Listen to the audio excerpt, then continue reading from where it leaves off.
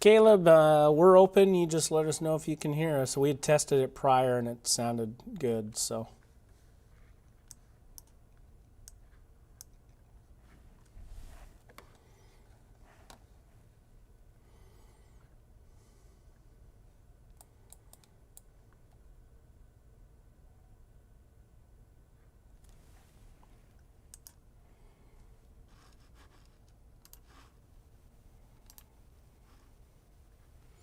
All right, my friends, I am Chris Kubal. We have meteorologist Joe Farrell also in the studio with you. We are tracking severe weather here on this Wednesday afternoon and evening.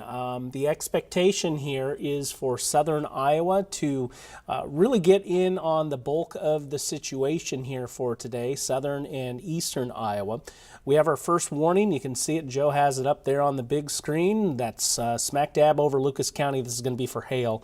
We're thinking that's going to be up to ping pong ball sized in nature. So let's take a little bit of a look at this. This is going to be just north and west of Sheraton here as we track things. And we are going to be watching this one here as we continue on through the next 35 minutes. So that hail core just northwest of Sheraton. We think tornadoes are going to be on the docket here today. So far, storms have pulsed upwards a little bit earlier than we anticipated, with been kind of a slow burn to get things going. But I think we're starting to see those stronger cores now.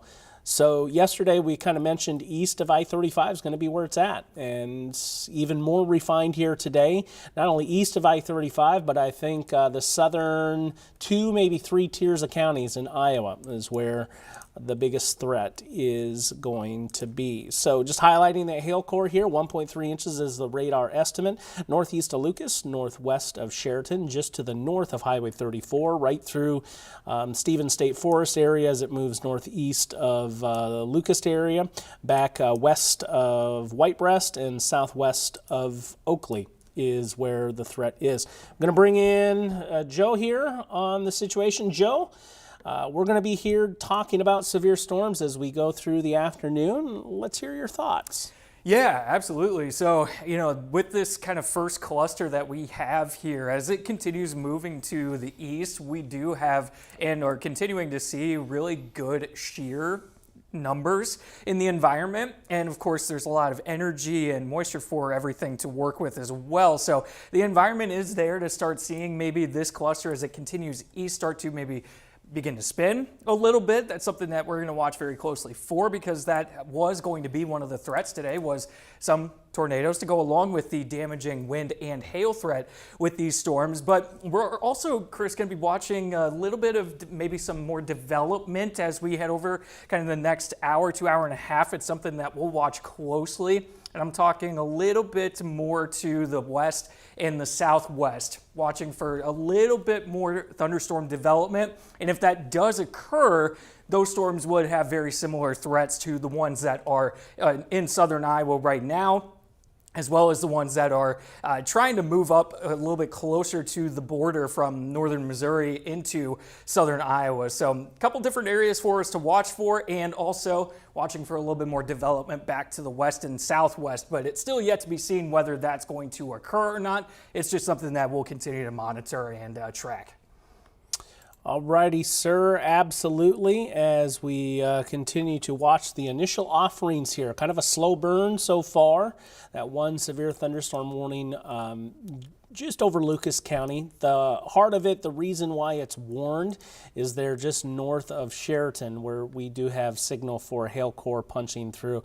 There are some gusts of wind, I think, in that bigger mass over Clark. And then down into Decatur counties overall. But so far, not only have we not heard of any significant wind gusts at this point, we don't have the indication on radar that it is overly strong. So there's that hail core. This one is moving east at 50 miles per hour.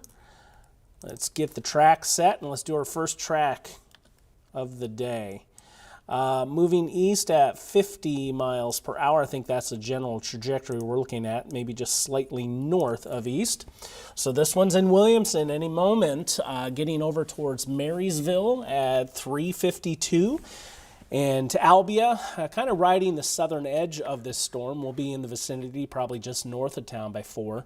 Oskaloosa by 4:14, and then north of Ottumwa, more than likely, by 4:24. So this is the first storm we're watching. Overall, we do have a tornado watch in place until 9 o'clock here today for the southern 2 tiers of counties in south central Iowa. That's where the best setup is right now, surface-based, where we have that forcing mechanism that's triggering those storms. It's looking like it's going to be pretty quiet in the grand scheme of things in the Des Moines metro, wouldn't you say, Joe? Yes, I completely agree, especially given where we are seeing kind of the first bit of development here. If it was, starting a little bit farther to the north, then maybe, we'd be watching for the south side of the metro, something along that scenario, but doesn't look like that's the case right now. Okay, and the Futurecast has been hinting at this southern line really taking hold. As we've gone through the day, now there is the possibility of a secondary cluster kind of sliding through north and a little bit west of this cluster that is in place right now. And that is going to try to produce some spots of hail too, maybe a lesser tornado threat up to the north and west. And if Des Moines gets in on any of that, that is where it would be. So you see right here at 9 o'clock, that's that secondary line I was kind of telling you about. We're watching the south here initially, I'd say through 6, 7, and then there's that secondary line, and that's tied closer to actually a frontal boundary that's up that way, but it kind of runs out of that forcing mechanism. Later tonight and into tomorrow, I have big concerns with this setup right here. We're going to be tracking that very closely tomorrow morning with team coverage. Joe and Logan will be on this one, as we'll have an overnight cluster of storms arriving. Complex, this looks to be a damaging wind signal with spin-up tornadoes along it. Joe? Yeah, and so that's something that we'll be ready to cover for you tomorrow morning. Just taking a look at and continuing to monitor to the radar indicated hail size with this one severe thunderstorm warning that we do currently have. So radar's picking up at around just larger than a 1/4 inch for hail size. So this is what's going to continue moving to the east, and we'll see with the latest scan coming in there, looks very similar. In fact, just a slight increase in that. So, we're still seeing this particular cell along with this whole cluster here. We're continuing to see it grow upscale. So it's one of those situations where it may, especially with given right around Williamson here, where we've got the strongest part of this cell, we're continuing to see it grow upscale. So may see that strengthen a little bit more as it continues moving to the east, because the atmosphere is trying to and continuing to try to destabilize completely from this morning's kind of a round of rain that went through parts of eastern Iowa. So it's moving into a spot where the atmosphere hasn't completely destabilized yet, but that is something that is expected, because any clearing today, the amount of energy in the atmosphere, the environment's there. It's just how these storms are going to kind of interact with each other as they kind of cluster together, and any development that we see on the backside of this. Okay, Joe, we've touched on that storm over Lucas County with hail. The southern edge down here over Decatur County, we do want to pay close attention to. I'm starting to see some spots that would be indicative of some stronger wind north of Leon. But also, both of these spots are going to be prime position. Now, I think this is a storm scale rotation. But within it, we'll watch that for some circulation, but it appears right in that perfect little spot there around I-35 at Highway 2 is where we'd have something maybe trying to come about. Right in that little bit of a kidney bean right there. Cody, you in the booth with me? Yeah, just you be ready, sir, if you don't mind. All right. So, Joe, we're watching Decatur County, Lucas County right now. We're starting to see these storms grow. Yeah, continuing to see these storms grow, and a couple different areas that we're going to have to continue to monitor here. In fact, Chris was discussing this a little bit before we went and started the stream just a little bit ago. At kind of the southern edge of this, have to watch for some more of that kind of rotation going on, whereas hail is the main threat right now over Lucas County. And this is where we're going to watch for a couple different areas here that are starting to at least show some signs of some storm relative spin. And this is moving into an environment that is going to be conducive for potential tornadoes. So we may end up seeing that first tornado warning from the southern portion of this cell. So just something that we'll continue to monitor and track very closely throughout Decatur County as it tries to push into Wayne County here eventually. So the severe thunderstorm warning, it's a hail threat for the most part, could have some gusty winds in there too. We'll have to see some of the observations as this part of the storm moves through in Lucas County, what kind of winds it may produce. But hail, primary threat there, starting to see some rotation down into parts of Decatur County with the southern edge of that storm. So things are trying to kind of get together and get a little bit more organized at the moment, Chris. Okay, sir. I will mention we do have one chaser on our side today. Currently, they are down in southeastern Wayne County, so a bit ways away from the Leon area that we're tracking here. This would be the most favorable location to see something spin up. And right now, I'll go over to the storm relative velocity so we can get a look at it. And it's not huge, mind you, but that would be the area to watch. And also that storm level circulation, sometimes those can even tighten up a little bit too. So that would be southeast of Van Wertz to the west of Garden Grove, southwest of Leroy. So really watching you, Decatur County right now. It seems like, Joe, the last few times we've been on severe coverage, it's been in the south here as of late. So still watching down across some of our southern communities, especially near Leon right now and over through Sheraton. We're just now starting to get a new scan in. And I'll go ahead and pull up the NROT, the shear detection here, and we should start to see some of the blue coming into view. It takes a second to load in. This is my first time loading this product on the day. So those two areas, that northernmost storm level circulation that I've been talking about, it's there. And then down just west of Leon towards Decatur City, right at Highway 2 and I-35, that would be in another area to watch, Joe. Yeah, for sure, another area to watch, and something that I kind of want to show all of you here is the visible satellite. And what we can kind of gather from this is we can watch as these storms developed. You notice that kind of bubbling up going on. So that's when we say that we're seeing them continue to grow upscale, that's exactly what we're looking at. You can kind of see that through visible satellite, and you've got very, very strong updrafts going into these storms currently. Got some strong updrafts going into the storms that are developing and moving through parts of northern Missouri at the moment. So the environment is still kind of a growing, and something that wasn't very strong this afternoon was the cap on the atmosphere. So we didn't have much to do to break that cap. Now, if the cap were to have stayed very strong, or if it was very strong today, we may see some more type of explosive development where things rapidly get going. But this is a little bit of a slow burn, mostly because that cap just wasn't very strong today, so it didn't take much work to kind of push through that for these storms. And the ones that are in parts of northern Missouri, there is a tornado warning down in that part of Missouri now. So the environment is starting to kind of show itself for northern Missouri, and of course continuing to watch the Local 5 coverage area and where we are in south central Iowa with this first severe thunderstorm warning.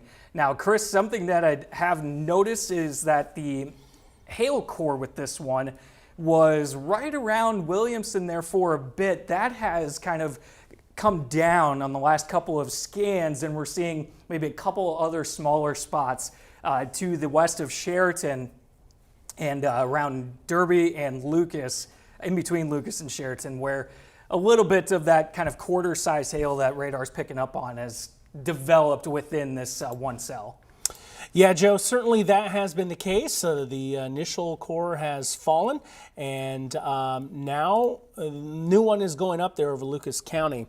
Joe, I'll come back to you on that in just a second, but I want to show you cameras. Unfortunately, our cameras at Highway 2 and I-35 on the DOT side, they're down right now. But this is I-35 at US 34 in Osceola. It is raining. We go a little bit further to the north. This is getting up into Warren County at County Road G50 at I-35, and it is dry there. No good look back on the storm in that current juncture. Joe, certainly appears as though we have seen that transition, though, in that Lucas County storm to send that hail core down a little bit closer to Sheraton. Yeah. And the way it sits right now, that would be closer to 1 inch in diameter, probably smack dab over town right now. But I saw, Joe, that you had this pink showed up down over northern Missouri. That is a confirmed tornado now. Looks like east of Princeton is where that one would be. Yeah, right. Highway 65 down into northern Missouri, kind of right on the, right on the edge of Highway 65, and the storm is moving east. And in fact, let me get the details pulled up on this real quick, just because I'm curious more than anything. So this is. Oh, Joe, I'm going to come back to me. Yeah. Those of you in Leon, I want you to seek shelter. Right now, we're getting a pretty strong signal. I would be shocked if we don't get a tornado warning out on this soon. Hey, Booth, let's go on at least for a short cut in, but probably more than likely I'm going to keep it more long term. Yep, and KCWI. Yep. All right, my friends on stream. Decatur, Leon County, please seek shelter. That's what I'm going to say. That's a pretty screaming signal for a tornado. I'm ready. All right, my friends.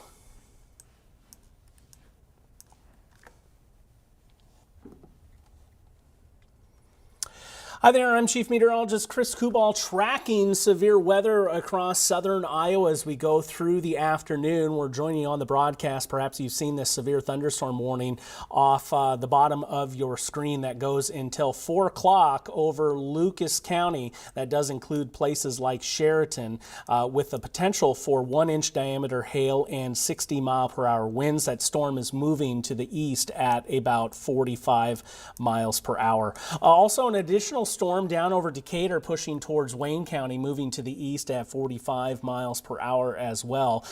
This lasts until 4:30, and the reason we're joining in on the broadcast, we have a decent rotation occurring right over Leon and just to the east, just north of Highway 2 and east of US Highway 69. That's where we are finding some of the storm rotation going on. We have gate to gate shear at 69 miles per hour, and we do have that signal that has me more concerned for maybe something of the tornado variety trying to drop down to the ground. Now, we don't have a tornado warning in place, but I'd say go ahead and seek your safe place. As you see here by this severe thunderstorm warning, it does have that tornado possible tag to it. So I am joined here on the severe weather coverage by meteorologist Joe Farrell. Joe, if you would please, let's go ahead and put a track on this Leon storm. I want those downstream to know who's next in line. Yeah, absolutely. And storm motion was 50 miles per hour, correct? Yes. Not mistaken there? Perfect. Okay. So this is moving to the east and maybe just a little bit north of east here.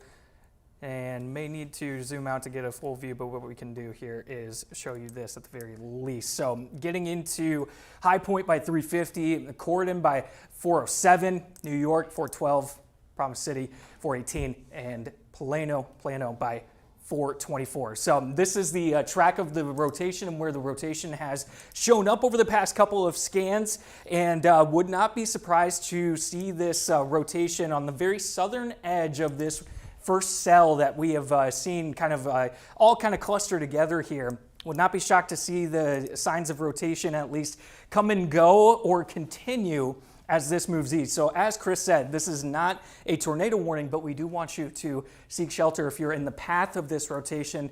Strong enough of a signal for us to kind of let you know that we want you to be in your tornado safe spot. So that we'll continue to track this storm as it moves to the east, and we still are monitoring this area for the highest amount of rotation that we've seen so far. And the last scan that has just came in, not as quite as strong of signal as what we had just 1-2 scans ago, but still this is going to be moving and is moving through an area that is going to be able to hold rotation, or at least the storm is going to have the environment to work with that and continue to show signs of that. So Chris, we're just getting started here on the day, and we'll kind of have to see how things play out as we move over the next couple of hours, but these storms continue to kind of grow and show their strength a little bit. And there's the tornado warning. All right, and we kind of figured that would be the case. That's why we wanted to jump on air with you. Here's a look at the shear detection. So now, officially down by Leon, there is a tornado warning that goes east towards High Point, the Garden Grove area, and all the way towards Corydon as well. We'll get the scope of that full warning. Yes, Corydon, much of Wayne County is now included on that tornado warning. The details showing up on screen for you until 4:30. In the booth, I'll just say if you would keep track of our Iowa Storm Chasing Network chaser out there, and if we need to take them, we certainly will take them. But that tornado threat is now east of Leon, moving almost due east, just north of Iowa Highway 2. And Joe, I did check just so you can update your tracker. This is moving east at 40 miles per hour. That northern storm over by Sheraton is moving more swiftly. So those next in line to see it, I know Joe just did this, but we wanted to get an update on the time and the speed at which this threat is moving towards you. High Point, this will be near you. Seek shelter, 353. Corydon, down the line, 415 as this one goes through Wayne County, the northern half of the county. Promise City at the edge of that tornado warning will be near you at 428. Plano at 436 if this continues to hold closer to Mystic, and the Centerville area 444 to 5 o'clock. So that's way on down the line. I will show you the velocity signal here and the latest return. We see that couplet about halfway between Leon and High Point, maybe a mile or two north of Highway 2 down into Decatur County. This rotation about 190th Street and approaching Pony Farm Road and moving its way east and slightly north of east. I'm going to back things up here just a little bit, and we'll see that rotation right over Leon, this is when we joined you. It was a screaming signal for that tornado warning, and I'm glad it came out because we want folks to stay safe down there into southern Iowa. Even back further prior to when this tornado warning came out at 3:33 near Decatur City, we've been watching. This is the prime location to see a tornado develop, and the reason for that, Joe, before we come to you, is the southernmost storms typically have that unimpeded feed of warm and muggy air moving in and the best dynamics associated with it as such. So that's where the threat is, just north of Highway 2 in eastern Decatur County, moving its way to the east. Joe? Yeah, and we've got a little bit of hail to go along with this area of rotation as well. Now it is smaller, but the area of hail that is right in between, you can see Lucas and Derby here. This is around quarter size, so not super large hail, but quarter size, 1 inch in diameter is severe criteria. So that is one of another small threats with this current setup and this current storm. But certainly continuing to track the rotation, and there could be a couple of spots within this cell that is a little bit, or at least the area of this cell that's a little bit farther to the north here. Maybe a couple different spots where winds are getting just a bit gusty, but certainly the focus is on that rotation here as it continues just north, riding just north of Highway 2 down here in south central Iowa. And we're starting to see the storms just south of here into Missouri. They are very strong. And so one of those situations where this is still kind of unimpeded as far as the environment that it's working with. But as those storms continue to grow in northern Missouri, those may start to steal a little bit of the energy, which Chris, would not be the worst of news there, because we certainly don't want to see things get out of control here in any portion of central Iowa. No, not at this point, Joe. And just want to pass along, because I'm tracking things on our stream, the comments. We are streaming social media. We are Iowa app. And coming in out of the Sheraton area, some pea to dime sized hail on the north side of town. So that does coincide with that severe thunderstorm warning further to the north. Now, what I have shown up here on the screen right now is a shear tracks, and this gives us the best indication, kind of simplifies that area of rotation, the area that's showing the best shear happening.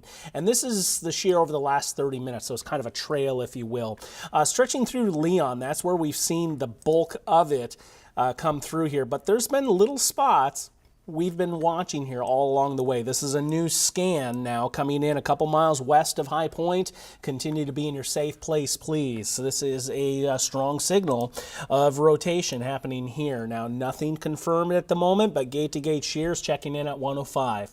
And so that means these individual little bins, these individual little pockets, and there may be a slight little bit of contamination there. So we'll keep that in mind and knock things down. But it means that these pixels back and forth right here, or that were right there, are rather strong. Now, two kind of areas to watch. Now, sometimes we can see one area recycle, and I think that's what's happening here. We're seeing that northernmost area kind of be pulled up, drawn up into the storm, and maybe some shearing down to the south. We'll need to keep our track on. This one is just north of Highway 2. So if you're north of Highway 2 in eastern Decatur and Wayne counties, be in your safe place, please. So yeah, the original circulation, as we go back to the radar picture, that's going to be just north of High Point at this point, and we'll watch that southern end to see if we can draw up a little more spin out of this one. As we go back to the velocity signal here, yeah, some broader. I would say this is definitely broader over a larger scale, but Joe, we certainly do still have this rotation here. Yeah, absolutely. And again, a situation where I would not be surprised one bit if we see this continue on this path. So I'm going to put a track here. This is on the northernmost area of that circulation, because we've got that little spot that's a little farther to the southwest as well. But as far as this kind of northern area, I'm really focused on what's in kind of this next little bit here. So High Point, remain, if you're not already, head to your tornado safe spot. We want you in cover right now. And if you are in coverage and taking cover already, stay there as this continues moving to the east. In fact, we just got a new scan in, but cordon, be ready to seek shelter as this continues moving to the east. And that latest scan, let's get a look at if anything has changed. And Chris, it's still it's still pretty bright, especially those inbound winds, and still showing up in very similar areas. We haven't seen too much movement in the last couple of scans farther north or farther south. It's kind of riding right along this and just north of Highway 2, and it's starting to approach Highway 65 here. Joe, I'll just keep it on you right now. I'm up on screen as well. Don't move off that point. Go back to High Point there, and you can kind of see that southern end now looks a little bit stronger than it did before. So that original circulation is kind of being drawn up further to the north on 320th. And it looks like maybe that secondary one is trying to get going down there by High Point. So as we come back here, we have two distinct areas we're watching. Severe thunderstorm warning over Lucas County. That pushes up into Marion and Monroe counties as well, both north and east of Sheraton. That leading edge of that cell is just getting to the Russell area, approaching Melrose as it pushes to the east. That one at about 50 miles per hour. Then our tornado warning down over southern Iowa. Wayne County, Decatur County that we're watching. Joe, you caught my eye, but I think that's bad data. At this point. And it's going to be tough if we're trying to look for debris right now because the radar beam shoots a little over 5,000 feet up in this area. So it's pretty far from the radar site. Okay, Joe. Yeah, and I saw what you were looking at. It kind of caught my eye here overall. Sorry, Joe, can you actually explain that once again? I forgot to put you on to show that. So totally fine. So go ahead and explain that once again. Yeah, so what I was kind of looking at was a couple of scans ago.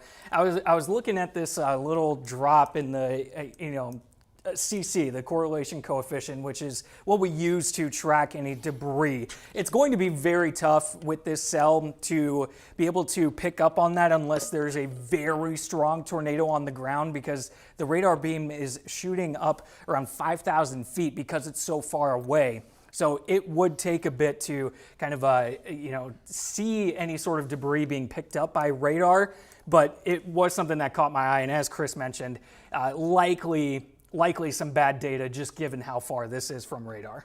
Okay, Joe, thank you. Newest scan in on the velocity. We're getting it back west of the Wayne, Decatur County line there, northeast of High Point, and just by a couple miles. So this one continues to move east, slightly north of east. Still there with that couplet, though it's not quite as strong as the previous couple of scans in there. I'll just sample it for you. 62 miles per hour gate to gate, and so that's meaning those two bins, individual pixels back to back, are offset by 62 miles per hour inbound and outbound out of this one. And still, that's a decent circulation, but we've seen it higher at points.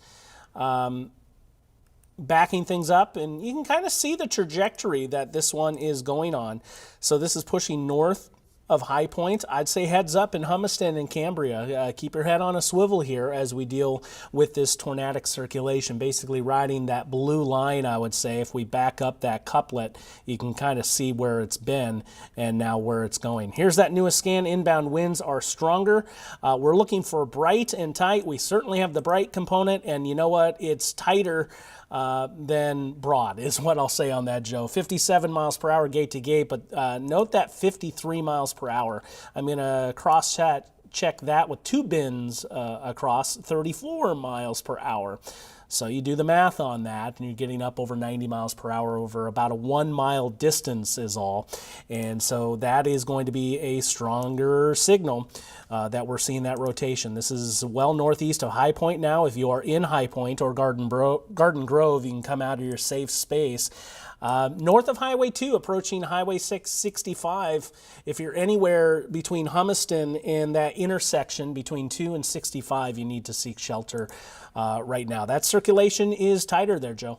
Yeah, it is. And, just one thing that I want to quickly mention here is this storm did produce a tornado in northern Missouri. The environment is not much different coming up into this cell that is tornado warned in south central Iowa. So I do just want to make mention of that even though nothing is confirmed right now, this is not to say that this storm could not drop a tornado at any moment in time. So continue to remain in your safe space if you are anywhere within this tornado warned polygon here, this red polygon.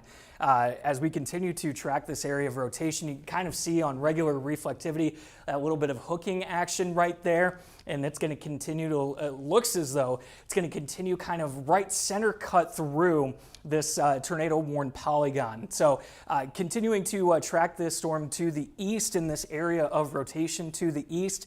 And I'm curious as far as the environment goes, I just don't see it going anywhere. Also, and National Weather Service chat, this just came in. Fire Chief in Hummiston has reported several intermittent touchdowns with the Tor-warned storm. Okay, so we can call this one confirmed. Come back to me briefly because I do want to show you that our tornado watch has been extended, likely further to the east too. It's just not out yet. But Mahaska County is now included on that tornado watch going until 9 o'clock. So with that report from the Fire Chief in Hummiston, you may see this red box turn pink. And when that happens, either means there's a serious signal for a tornado, or we have confirmation that one is down on the ground. So if that change occurs, that's likely what's happening. So this is crossing into Wayne County now, and just to get your bearings, and I'll zoom into street level here in just a second, threat is 2 miles to the north of Highway 2 and 2 miles back to the west of Highway 65. We're going to put that general area that we're concerned with, approaching 25th Street, Ohio Road, Quail Run, and then eventually US 65. So in this general vicinity is where that tornado would be, and there's the latest update. Kind of within that quadrant of 25th Street, Ohio Road, US 65, and Quail Run right now. Seek shelter south of Hummiston and Cambria, be on alert. Millerton as well, I believe, and I'll back this up here and we'll draw my little line that I did earlier too so we can get a sense on where this is going. I believe the heart of this circulation is maybe headed just to the south of both of those communities, but I don't want you to take that for granted. Anywhere into that tornado warning, you need to be seeking shelter, and you'll see now that this has turned pink. Tornado has been confirmed. There's also a signal for some hail up to 1.5 inches in diameter as well from this. I want to mention we've been talking about Decatur and Wayne County. There is a sliver of extreme southern Lucas County officially in on this tornado warning as well. So in case I'm not mentioning, you just know that it's extreme southern southeastern Lucas County at the present. That latest velocity signal is looking mighty tight and strong, I would say, at this point. Let's get a sample on it. 108 miles per hour gate to gate. I'm seeing it on my product just off screen here, Joe. Your thoughts on it at the moment?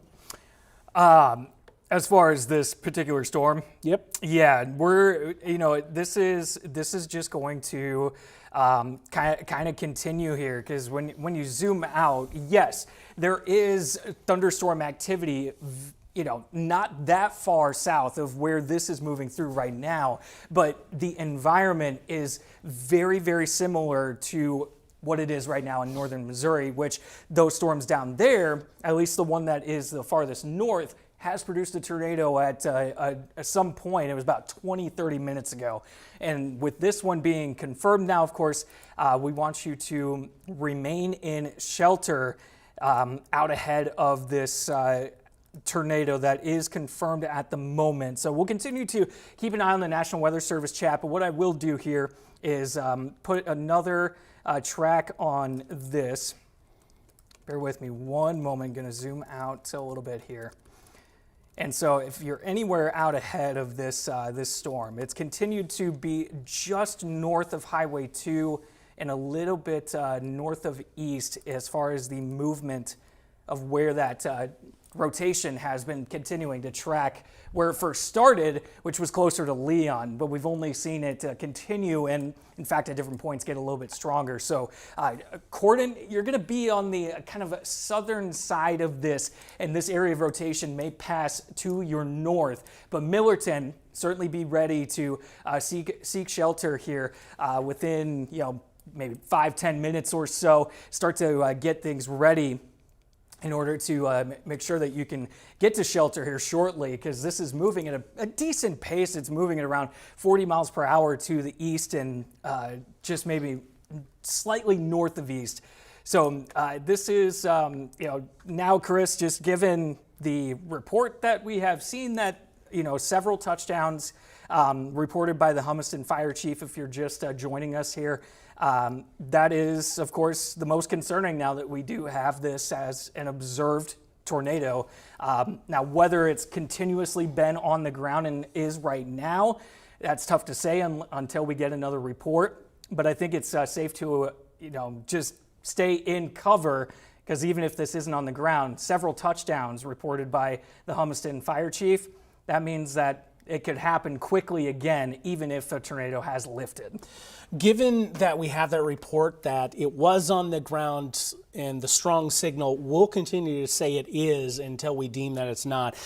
We just have some folks on us with us on the broadcast. Megan said she's actually out there by that Quail Run, if you remember me saying so, in western Wayne County, said it is nasty looking to the north. So thanks for that report. There's also a report of a structure fire in Sheraton. They had that storm moving through. Would speculate maybe something lightning related on that, but here's why I have that shear detection up, that it is just strengthened in the last couple of scans as this one passes US Highway 65. Here's the latest return, and it's not the area of rotation I'd really be watching here is basically right on US 65 at my pinpoint there, but this is more of a convergence signal ramming into each other, and it could rotate around once again. There's actually a little bit more in the way of rotation here, but in this general vicinity I'd be watching here now east of US 65. And Joe, you said 40 miles per hour. Is that warning still for 40 miles per hour? Go ahead and just check it out and shout it out. Yeah, let's see here. This is still 40, yes. Okay, so this one is moving east at 40. I need to redraw. I just don't have it wide enough. But this area we're watching here, I'm still not wide enough. Apologies. Across northern Wayne County and clipping southeastern Lucas County, eventually into Monroe and Appanoose County as well. So you see the estimated times of arrival on your screen. Okay, so this has been the most robust storm that we've seen so far. We saw this coming here on Local 5. Joe and I, we said we jumped on and we want to get ahead of it for you. We had that inkling that this was going to be the storm, and that first signal of very strong rotation came in, and we've been here with you the entire way. So right now, let's go down to street level, show you that area where we would be watching. Peyton Road, Quail Road, still anywhere between 50th and 70th Street, and even a little bit wider on the periphery. I'd say anywhere from Ohio Road, and then we get on the northern side to Raccoon Road as well. So approaching Cambria, safe place please, anywhere along County Highway J22 between Humiston and Millerton. You need to be in your safe places there. Fairly rural, but there are some small communities there across northern Wayne County. The hail core is just going to be to the north of Cambria right there, and that is noting anywhere from about ping pong to quarter-sized hail. And Joe, you actually have that up on the screen, so I'll let you take care of it. Yeah, this is as far as the a couple different areas of storms that we're watching for in central Iowa right now. This one has the strongest hail signal currently. So this hail size tracker is just a little bit delayed, but nonetheless, so maybe stick this kind of blue area here a little bit farther to the east, but the hail size showing up by radar is 1.5 inches in diameter. So that is going to be another threat with this cell, not just the rotation, but also the hail that it could potentially be producing. Again, likely a little bit farther to the east here, just with a little bit of delay. So Cambria not only need to be seeking shelter for the potential tornado, but also seeking shelter due to the hail size, because once you get up to that 1.5 inches in diameter hail, that can do some damage, especially if you get an area of some concentrated winds and that hail starts flying sideways. You can get some damage from that. So a couple different threats with this particular cell here, Chris. All right, Joe, thank you very much. That threat is still on screen, kind of right where that area is hooking, south and west of Cambria. What I'm going to do is I'm going to show you the debris detection, because this is in going back in time, so it's not at present, but right about the time this tornado was spotted, That would have been south of Garden Grove. And I don't have that scan. I'll have to show you this at the next one. I believe we go every other scan here on the CC. But there was a slight little lowering, Joe, if you go back on the GR product to about right when this was on the state line, you'll see a slight little lowering in there. But I do believe we had a little tiny TDS showing up on the correlation coefficient, and that is indicative of seeing a debris signature on there. So the threat right now is basically due south of Cambria. As I'm looking at things, let's go over to the velocity signal here. It has kind of broadened out just a little bit. This is that area we're watching. Cambria, continue to be in your safe place. We're treating this as if it is a confirmed tornado. This one moving to the east now, basically right along County Highway J22. Millerton, this is going to be in line with you, and the village of New York and Bethlehem as well. Continue to be in your safe place as we continue on. So that's where we're watching. That rotation has broadened out ever so slightly. It's now over the span of a couple of miles now, those brightest colors, 2 to 3 miles. Some new circulations can certainly crop up on us quickly, Joe, when we start to get in this kind of a situation. So we'll watch that southernmost sector, and still not much else to the south. Yeah, no, not much else to the south. And, you put it perfectly, even though, sometimes when you get two different areas or two different cells that are as large as these are, and they start to get a little closer together, things can get a little bit messy and a little bit in and out in terms of the rotation. But this is still going and has continued for quite a while now. It go all the way back towards Leon is when we first started to kind of pick up on the rotation within this particular storm. And so even though these storms are getting a little bit closer together, just the way that this one has continued, it's broadened out over the last scan, but the rotation is still showing up even though it is broad. And if you're just now joining us here, this storm did produce several different touchdowns near Humiston. It was the Humiston Fire Chief.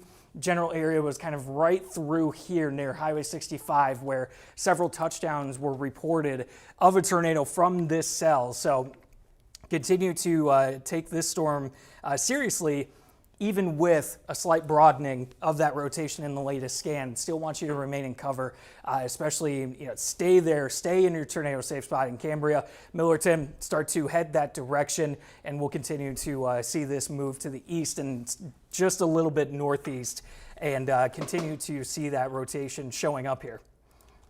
All right, Joe, can you carry on for another 60 seconds, please? Yes, sure can. So we still do have, just to give you all another update on the warning times here.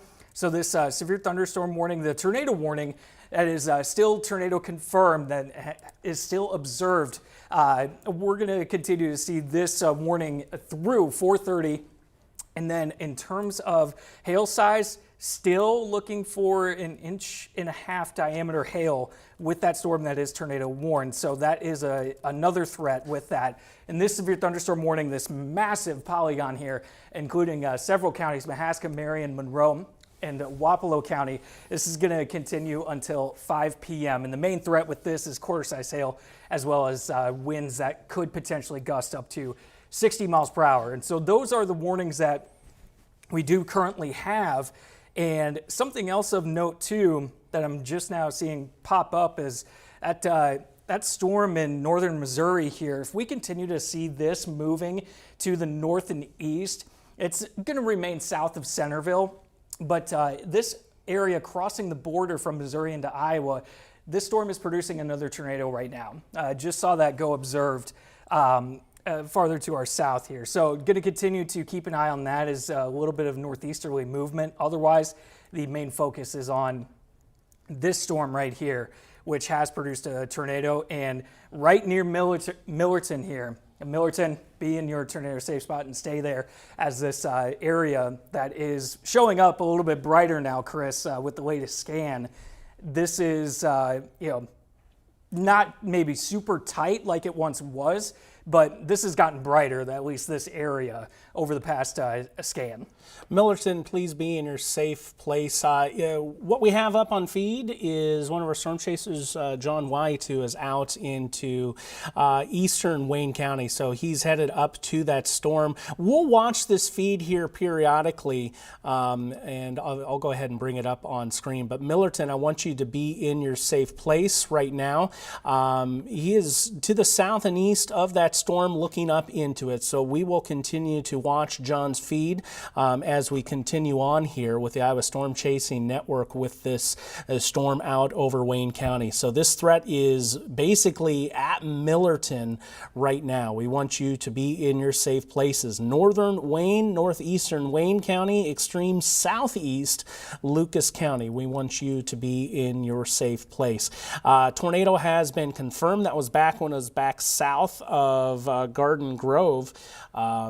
But since this area of circulation is pulled well to the east now, and kind of a muddled mess when you look at the velocity signal, but we'd be watching this area approaching Highway 14 at the moment. So that is the strongest situation, or strongest rotation, and in this overall situation, it has been the most robust looking storm. I will say there is a new severe thunderstorm warning out towards Monroe, Mahaska, Wapello County.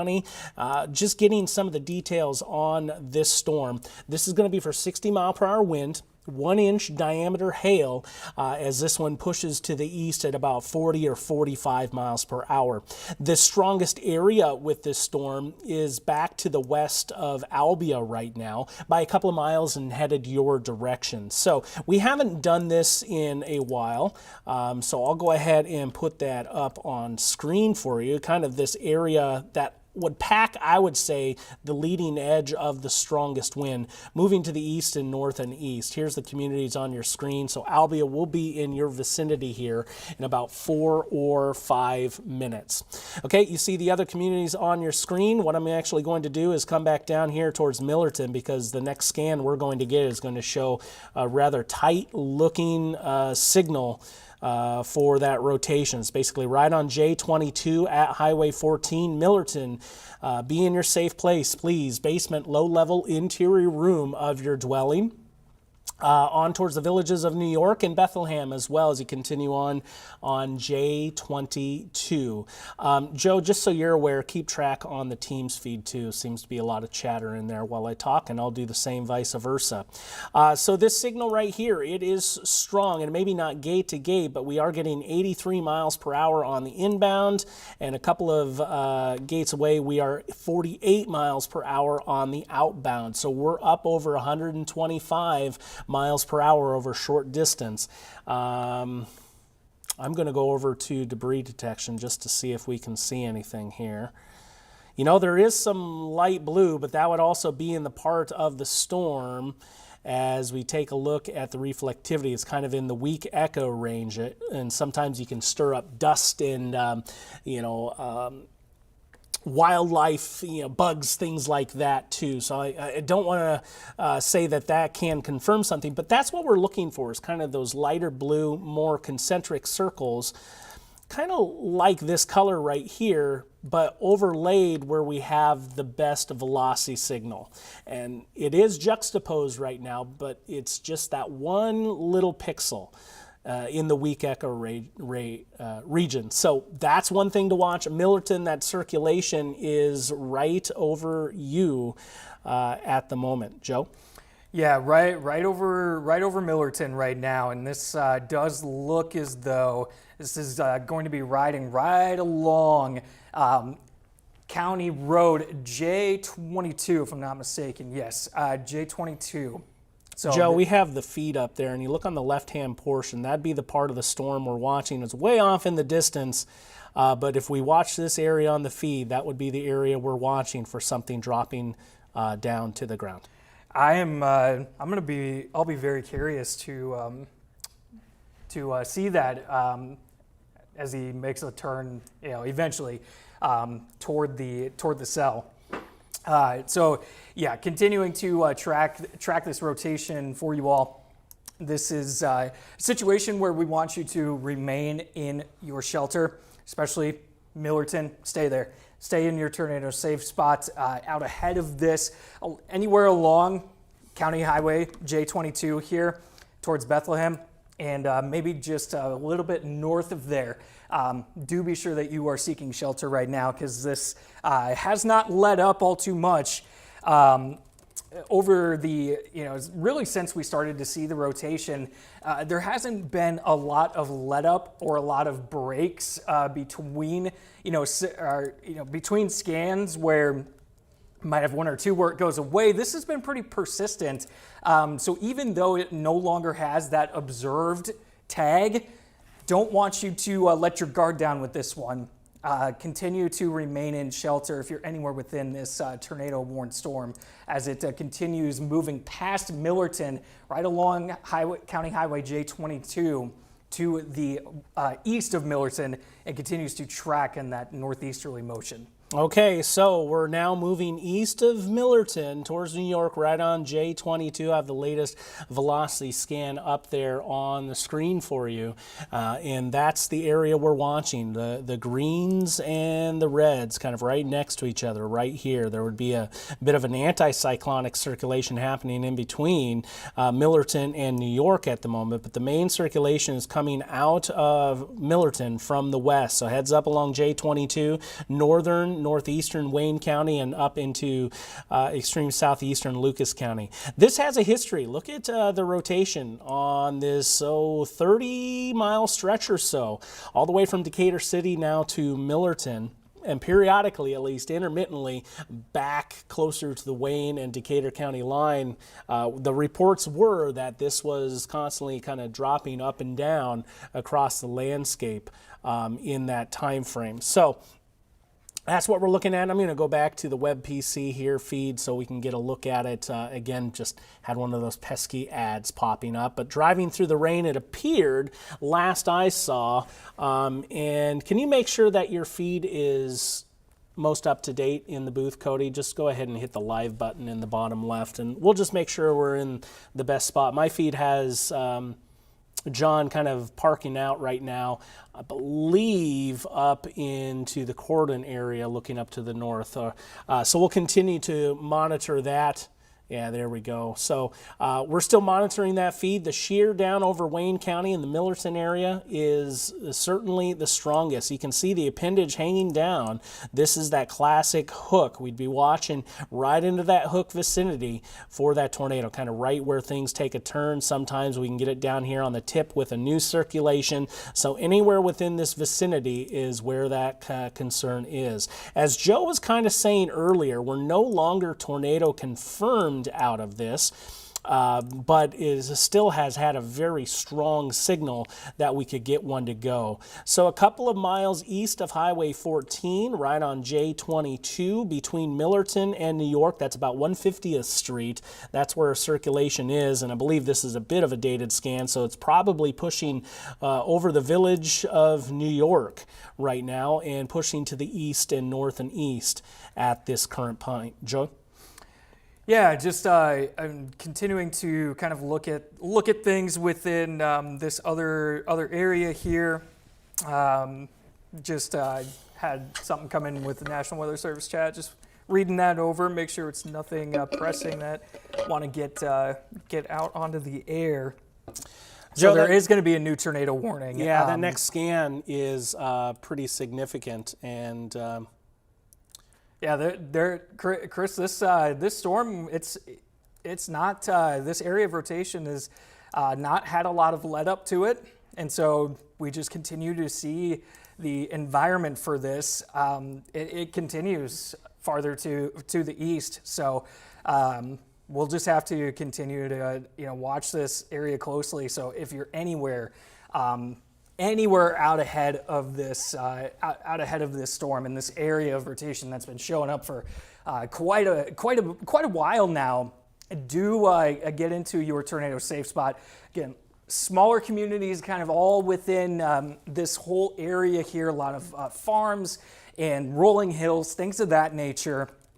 So the view of this storm is not always going to be the greatest and the greatest viewing point. So don't want you to head outside, try to find where this area of rotation is. If you're anywhere close to it, just head to shelter and remain there until this fully passes, because this does have history of producing a tornado and several different touchdowns at different points.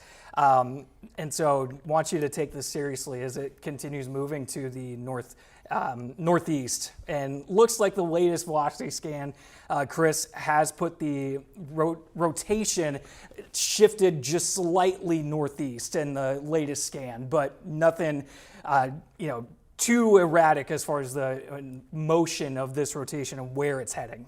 Okay, thanks, Joe, and we'll keep you updated on what's going on across southern Iowa. I want to show you that velocity picture right now. 1 second here while I get on the correct feed that I'm looking for. And the new tornado warning is officially up. Okay, it is. And here's the rotation I was telling you about. And it's now north and east of New York, and it looks like that bin-to-bin pixelating right there. That would be my cause of concern. But we have some very strong winds in the inbound, noted by that green north of Bethlehem, and the outbound wind around the New York area at the moment. Cody in the booth, it looks like you have something up on... I'm so sorry, sir. We will return to that view when we have that stage for you. As Joe just mentioned, that new tornado warning is now out, so let's go ahead and highlight that. Southeastern Lucas County, southwestern Monroe County, northwestern Appanoose County, and northeastern Wayne County. This is going to go until 5:15. If you're familiar with that area, that gets out over a good chunk of the Lake Rathbun Reservoir area, so we're getting out into pretty rural area, but for now the area of circulation is approaching Bethlehem, coming out of the New York area. Very distinct kink and hook associated with this. I'd be watching right over New York just to the east, and then maybe trying to pull something up new near Bethlehem. Those would be the key areas to watch for, maybe something trying to recycle. And it looks like that's probably the case. I think our original circulation is now up here to the north, and maybe a new one coming in there to the east of Bethlehem at the moment. Joe? Yeah, it does look like this storm is beginning to cycle a little bit and recycle. So we will have to continue to track these specific areas and where they may end up developing. But the storm motion of this has slowed down slightly. So I want to make sure my numbers are adjusted and put a new track on this. I'm going to put it kind of in between the two different areas that we'd be watching for maybe continuation of showing signs of rotation, and one of them may end up becoming more prominent in the next couple of scans. But generally, it's going to be kind of the path that we're looking at here. So if you're anywhere within any of these locations, especially the ones that are before 5 o'clock here, be ready to go, be ready to seek shelter. Again, a lot of rural areas, a lot of farmland, rolling hills, things of that nature. People still live in these spots, just not very many larger communities or little towns kind of through this area here as it gets a little bit closer to Iowa Highway 142 as it continues tracking east. So if you know anyone that is in any of these rural spots and maybe they don't have the greatest access to coverage, shoot them a text, give them a call, something of the sort, and just let them know that they need to be in their tornado safe spot, because this storm does continue to show signs. Now we're seeing it kind of recycle and cycle a little bit.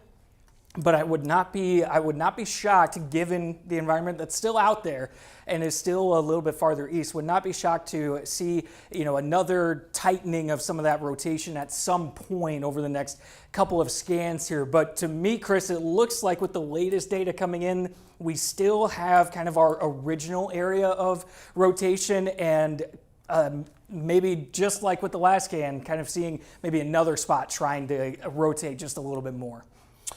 Okay, Joe, thank you very much. And we'll keep that Iowa Storm Chasing Network feed up on our screen. What I was just kind of looking at, this is a confirmed tornado on the ground down near Unionville. And the line is kind of taking. I want those in extreme southeast Appanoose County and Davis County to pay close attention to what's going on. You can download that We Are Iowa app and have that interactive radar at your fingertips. That is a confirmed tornado on the ground down there just south of our coverage area, but we need to pay close attention to that. Now, Joe, we have been saying that this has been a prime location to see a tornado form. Now we're starting to find that clutter come in and maybe interfere with the circulation. It's still there. It is persisting, but with that inflow being cut off to the south, it would not be quite as prime anymore. And I think with this latest scan that just came in, that would be the case, the trend at which we're going. So we're still watching in this vicinity down over northeastern Wayne County at the moment. So that would put things northeast of Bethlehem. The Confidence turnoff there at the cemetery, Highway S56, where it turns south there. Be on alert. That circulation is just to the west of you at the moment. Just kind of widening out the view to parse along and take a look at what's happening across the landscape. Some stronger wind signal there north of Albia, east of La Villa, and then southeast of Albia. This would be a favorable area to maybe watch that, try to spin up here in the future. So we'll watch that. Brompton to Albia. Right here, we have that green that's headed to the north and west, the red that's heading to the south and east, that rotation kind of following the tip of the arrow right there. While it'd be pretty broad at this point, that would be another favorable area to watch. And just while we're on it, down south in Unionville, this is a confirmed tornado down near Unionville, Missouri. And I've seen a picture, in fact, video of it showing fairly sizable down on the ground too. So we'll have to watch that as that one continues on. That tornado warning budges right up to the southern edge of our coverage area in Appanoose County. Joe, why don't you take us on a recap of what's happening outside right now? Yeah, so we saw all of this activity here kind of begin to develop, farther to the west and the southwest. And what we've seen up to this point, I'm going to take, you see all the warnings down in northern Missouri, and what I'm going to do is I'm going to bring radar back just a little bit, so you can see what it kind of looked like as things got going. And we were kind of starting to get ready to go on stream as this first developed. This was back at around 2:15 this afternoon. And as it continued east, we continued to see it grow upscale. And then it was that southern portion of this storm, and the first one that we've had in central Iowa to this point.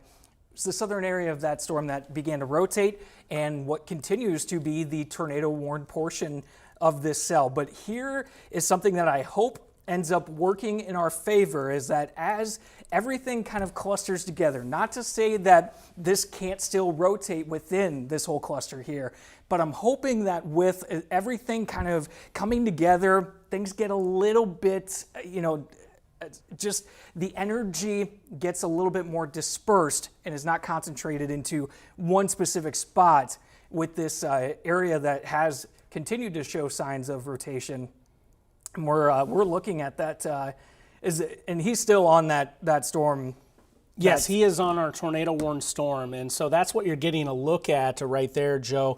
Thank you very much. We're kind of looking into that storm. This would be the inflow feeding into it. I believe he's sitting north of Plano right now in northwestern Appanoose County. So that area of circulation now is solidly into the rain, and it is going to be very tough to see unless we get very close. But we're looking up into the inflow here from our feed out in the field as it sits over northeast Appanoose County. And you do see the locator in the bottom right. I don't believe that has updated in a considerable amount of time. So just keep that in mind. Here's our tornado warning at the moment. We'll bounce back to that feed periodically as we continue on. I want to get my bearings on where we believe that that rotation would be, and I'm going to have to back things up here just a little bit to watch.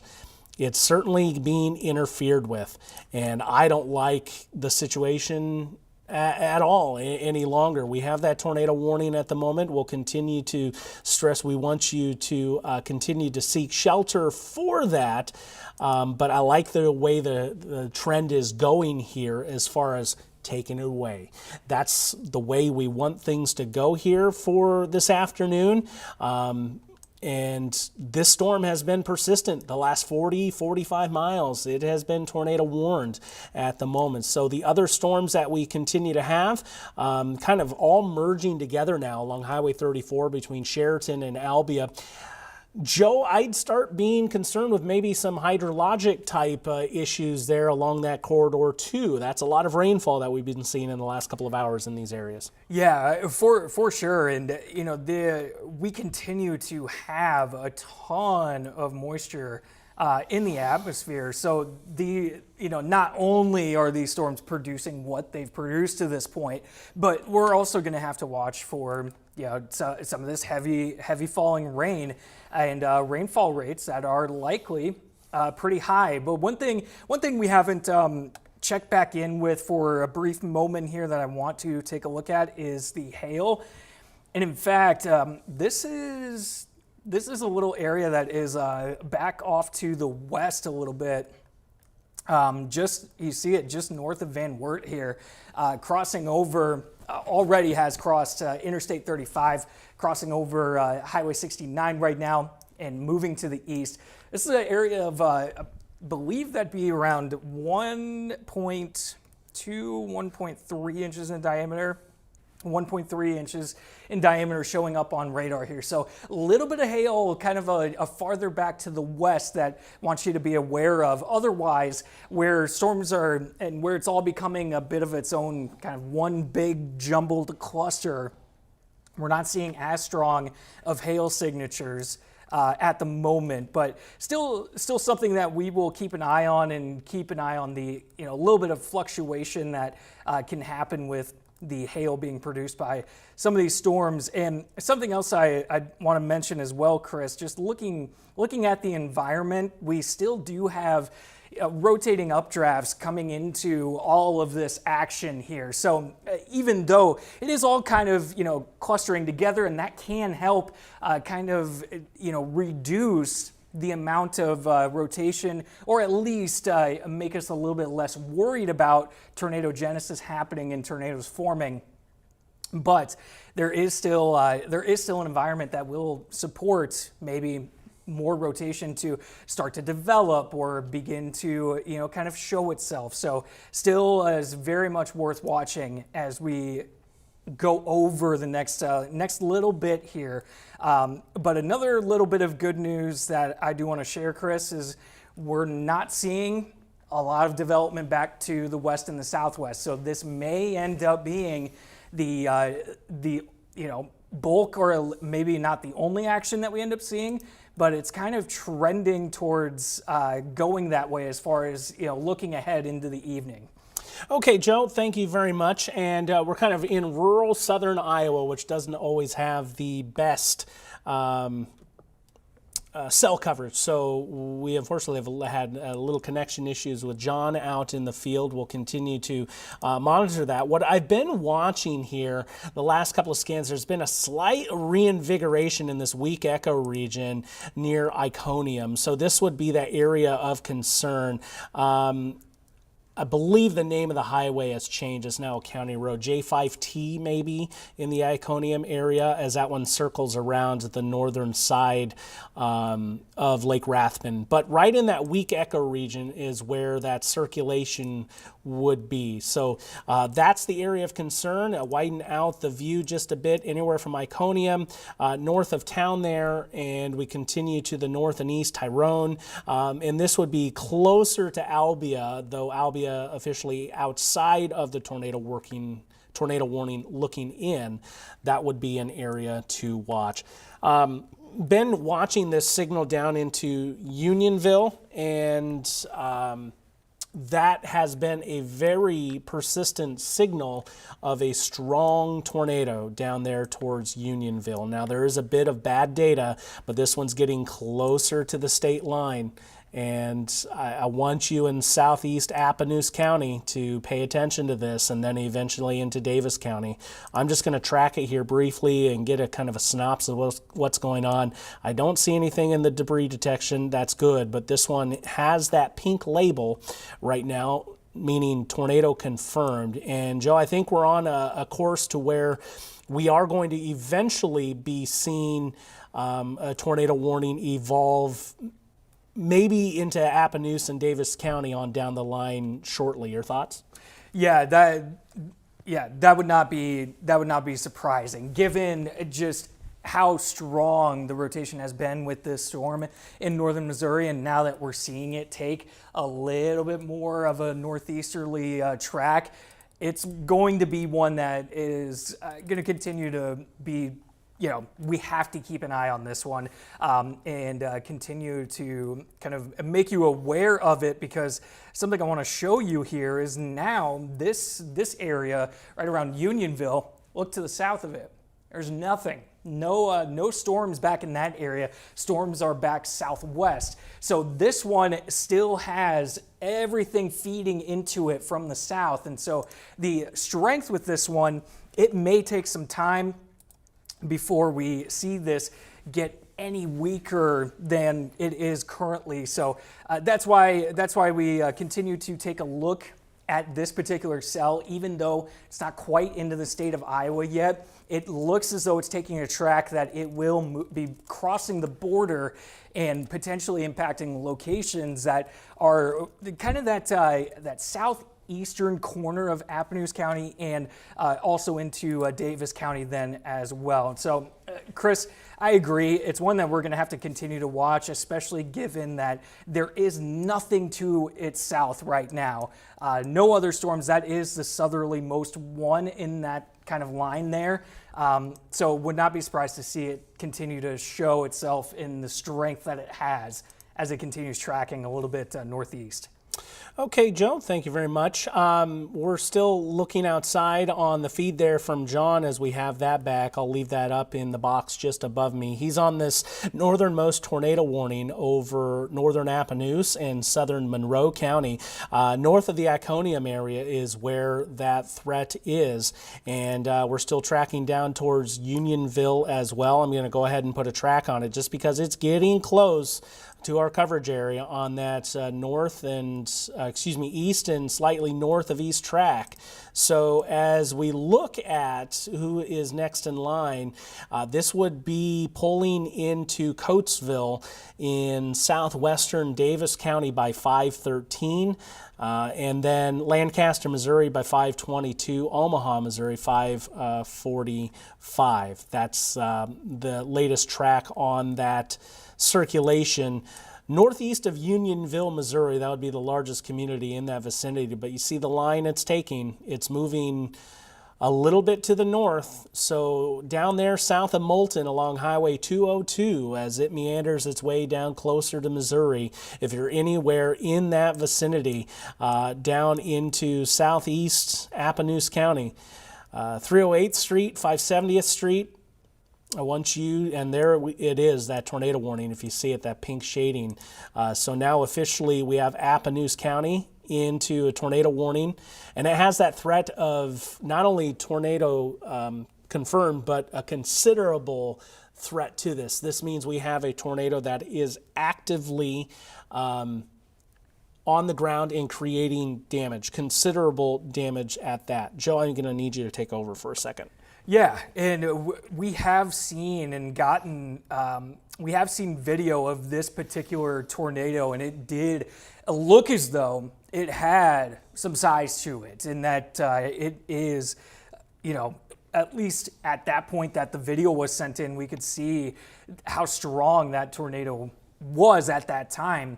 So this has only continued. So as Chris mentioned, tornado confirmed in the tornado warning. It does include part of Appanoose County here, is going to be until 5:30. So if you're anywhere within this kind of pink shaded area, do be seeking shelter and heading to your tornado safe spot.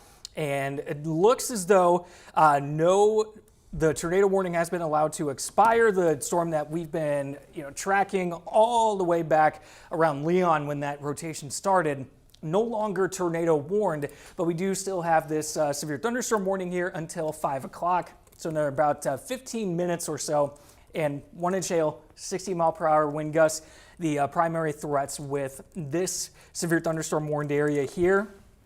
But certainly a major focus is going to be on this tornado warned storm in northern Missouri that is going to be crossing the border into Appanoose County here. So this is beginning to approach Highway 149. That's Missouri Highway 149, but it is looking as though that may end up being kind of the spot that it crosses over the border of Missouri and into the state of Iowa, and then it's going to continue tracking to the northeast, south of Moulton, as this is kind of an area that I would be concerned with as this continues to track this direction.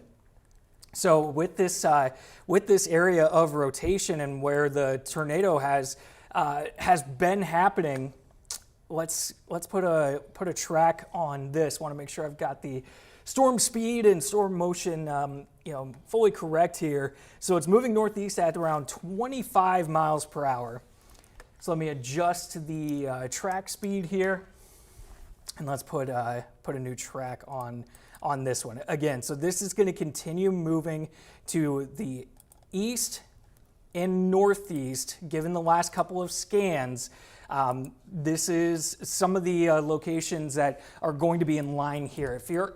If you're in any portion that is into the state of Iowa here, do want you out ahead of this to be aware and to start thinking about heading to your tornado safe spot, because this has been a tornado confirmed on the ground for quite a while here now. The only community showing up within this path that I've drawn here in the state of Iowa looks like it is Mark, and maybe there are a couple others that I may not be totally educated on in the very southern part of Appanoose County here. So this is continuing to show very strong on velocity. Now, there may be a little bit of contamination in there, but it's been a very similar signal for quite a while now. So this is going to end up being the one that is most concerning at this moment in time. However, one quick mention before I send it back over to Chris here is that we still need to keep an eye on this cluster that originally had the tornado warning in south central Iowa, because there may still end up being some pockets here and there that may try to start rotating again. And it could end up being a situation where, maybe another tornado warning gets issued out of this. It's something that we have to continue to keep an eye on. Thank you very much, Joe. I just want to highlight back on this confirmed tornado, there is a distinct weak echo region here. That little dot, that is where the tornado is. We have a screaming velocity signal on top of that. I'm keeping tabs on the CC data as well. And while that isn't near as concise, that little dot that I showed you is right where we have that rotation. And right now, the way things are situated, this is just a couple of miles south of the Missouri-Iowa state line.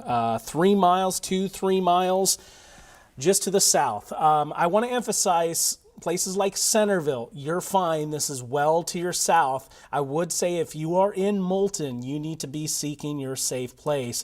Dean as well, X-Line as well. I'll go ahead and say be in your safe place, because this is a large tornado that has been causing considerable damage. Large in the sense that it's creating significant damage. That velocity signal, though, is what I would term as large. This is a very broad but very strong area that is rotating. And on the gate-to-gate level down here, I'm just going to sample it here. We'll get a sense on how much this is rotating. 103 miles per hour. I'll sample some of the brightest colors coming in. We get up into that 102 range, 58, 64 miles per hour, and on the other side we have That's new data coming in, and just sampled some of that newest data. 44 miles per hour. Yeah, we're getting anywhere up there, 100 to 120 miles per hour or so. I believe right now, if I'm objectively looking where that area is, and we're not going to get street level mapping down into Missouri, but right here, that's where that tornado is at the present. I'll cycle over to the reflectivity, and in that point, that's where you find that weak echo region. So southeast Appanoose County, you need to be in your safe place. I just received word that there's sirens going on in Centerville. There is no threats in Centerville. You are fine, but sometimes the way the siren systems work, and it just depends on your municipality or your county. Sometimes they sound on a wider level than which the threat actually is, and that's due to system limitations, things of the sort. But that threat is not in Centerville. It is further south and east of town. So if you're hearing those sirens in Centerville and watching our broadcast, know that we are not seeing that threat for you in town. That is down over the southeastern part down on the southeastern part of Appanoose County at the moment. So that weak echo region right here, new scan coming in, that's pushing it within a couple of miles of Appanoose County. That's why we're on the broadcast here with you, as we have that tornado confirmed warning over Appanoose County at the moment. I'll get over to the velocity signal and you'll see it. East of Mendota, Missouri, right here. That's where we have that greatest area of rotation, kind of a secondary area right here. Though some bad data northwest of Omaha, that's where we're tracking. And just because, we'll watch that debris detection always, but at this range, we are sampling about 9,000, 10,000 feet up in the air. You start losing a lot of those characteristics at the low levels. There's a lot that can happen in that lowest 10,000 feet, and that's what we'll be watching. Joe? Yeah, and something else I want to mention with this too is there's a lot of rainfall with these storms. So given where this has shown up, likely is rain wrapped at the moment. So if you are in Appanoose County, I know there's part of some people that want to just go out and get a look at things. If it's rain wrapped, like it looks to be, you're not going to be able to see anything because of it being rain wrapped. You can't always see those with great view. So just remain in your tornado safe spot as this continues moving northeast. Joe, this picture coming out here, as you see, is coming out of Millerton of some hail that was moving through. Jason sharing that with us, also cycling through some of the pictures with some heavier rain. And this was a tornado warm storm as it moves through, though I don't believe any of these pictures show a funnel being condensed down at all. This is, however, one of those areas that we were really concerned with a tornado at the time. Had some hail in that vicinity as well. Thank you to Jason for sharing that with us. We want you to be safe at all times, but if you do have a report and a picture or video you'd like to share with us, you can actually text us. Just text us at 515-457-1026. Again, that is 515-457-1026. I'll get that up here on the screen, and you can get in on the action with your pictures. That number on your screen right there, 515-457-1026. That is how you can interact with us and help further the storm coverage, what's happening out there into central Iowa. All right, let's get back to this velocity signal here, basically right at the state line, just to the south. That's why we're on with you, that tornado warning just off the south edge of Appanoose County. Not only that, but this is confirmed and has that considerable tag to it that we are seeing the threats of that tornado being vicious down into northern Missouri. Joe, let's take folks through up to the north and let's see what's going on up towards US 34. Yeah, let's get a look. So we have this string of severe thunderstorm warnings here that does stretch all the way back through Lucas County right now, and back through the Sheraton area, and even points farther to the west. Although I do expect that to possibly get trimmed up here at some point.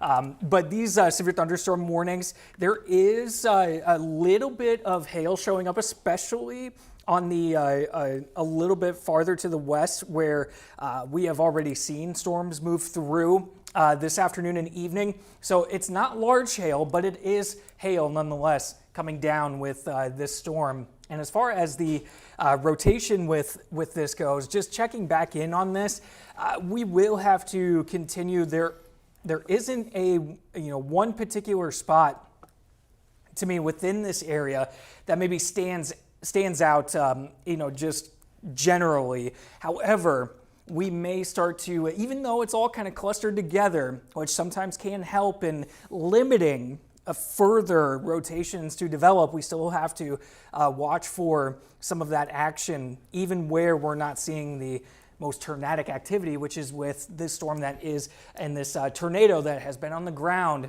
in northern Missouri for a little bit, all the way back towards Unionville. This is now beginning to cross over the border and into the state of Iowa in Appanoose County. So, Chris, that of course is the most concerning spot, but there is still some action going on along Highway 34 and points northward. Likely some heavy rain coming down with these storms too. So some of our communities here. So just something to keep in mind. Okay, Joe, thank you very much. We have the feed of John White with the Iowa Storm Chasing Network down bottom right, just above my camera. He is working to get down to that tornado-warned storm down into Appanoose County and Putnam County, Missouri. Confirmation via emergency management in Appanoose County that there is a rain-wrapped tornado on the ground in Putnam County. That's just south of the Appanoose County and Missouri-Iowa state line, excuse me. But down here, right on the state line right now, is where we have a considerable tag for a tornado confirmed and on the ground within the rain. This has been a persistent signal now. This one possibly on the ground for well over 30 miles now. If not, it was only up for a brief amount of time. We've been kind of watching this circulation from a distance until getting on here closer to Iowa. That this one has been very persistent in giving us a tornado signal. We've seen a few pictures and videos via National Weather Service chat. We don't have privy to show those to you, but there was a rather large-looking tornado at the time down by Unionville, Missouri. I'll pull up the report for that for you back to the west, and video later confirming things closer to Unionville that one was on the ground. Can't emphasize this enough. I've just received another report that sirens are sounding in Centerville. The threat for a tornado is well to your south and east. You do not need to be sheltering in Centerville at the moment. Moulton down through Dean in Appanoose County and northern Putnam County as well. We need to continue to be seeking shelter. Here's that newest scan incoming. I'll check the velocity signal out here as well with you. We should get a new one of those, and I expect it to jump about right here to this position where it's just starting to cross into Appanoose County. That tornado warning for Appanoose County extends through the duration of our 5 p.m. newscast. As long as we have that tornado warning in place, we will continue to be on air with you. That threat, though, Joe, that is beginning to pass into Appanoose County now, kind of right where that weakening in the reflectivity is at the state line. Yeah, this is certainly concerning as this continues to move into Appanoose County, and south of Moulton along Highway 202 here, be in your tornado safe spot immediately, because this has continued to show that this has been on the ground for quite a while now. Of course, the rotation, you can see it's still incredibly strong, and it also is likely rain wrapped, given how much rain. These are high precipitation cells. And so a lot of rain is coming down to go along with this. And so it's a situation where I know there's probably part of you, or part of some of you at least, maybe wants to go out and try and see this thing. There's so much rain coming down with this. There's little pockets of some smaller hail in there. Just not safe to do so, especially with it being rain wrapped. You can't see it.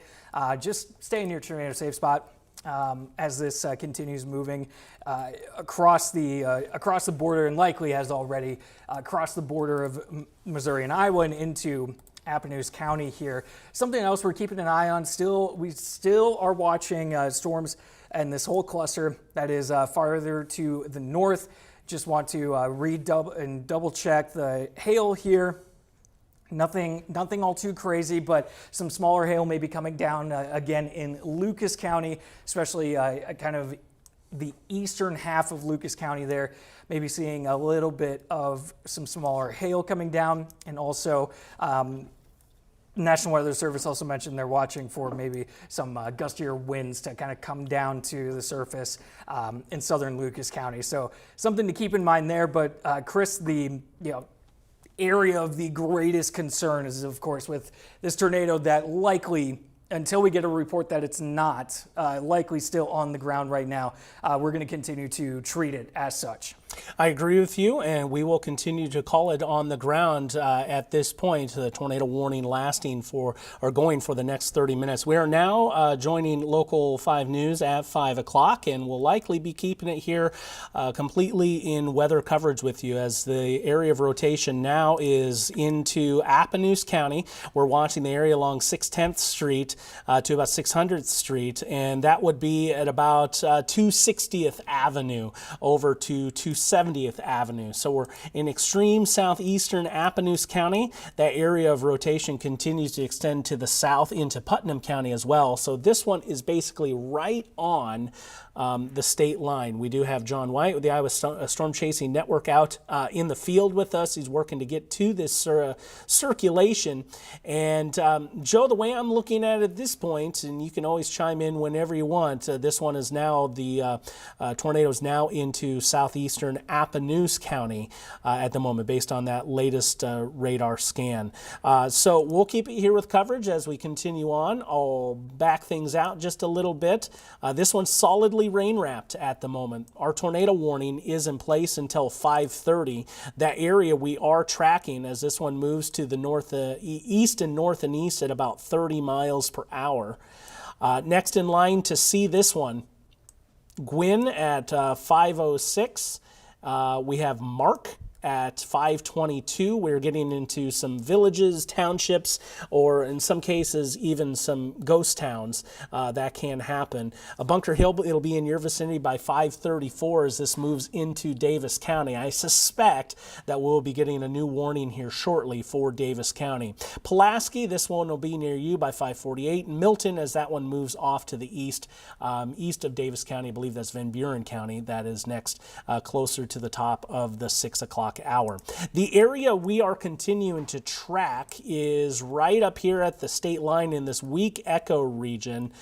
May try to recycle here just a little bit, as I believe we were previously rain wrapped. We'll be due for a new scan here very shortly, I believe. But yeah, still back here into the rain. That's where we're at. But we'll also watch into this weak echo vicinity. Maybe something else trying to spin up here shortly, Joe.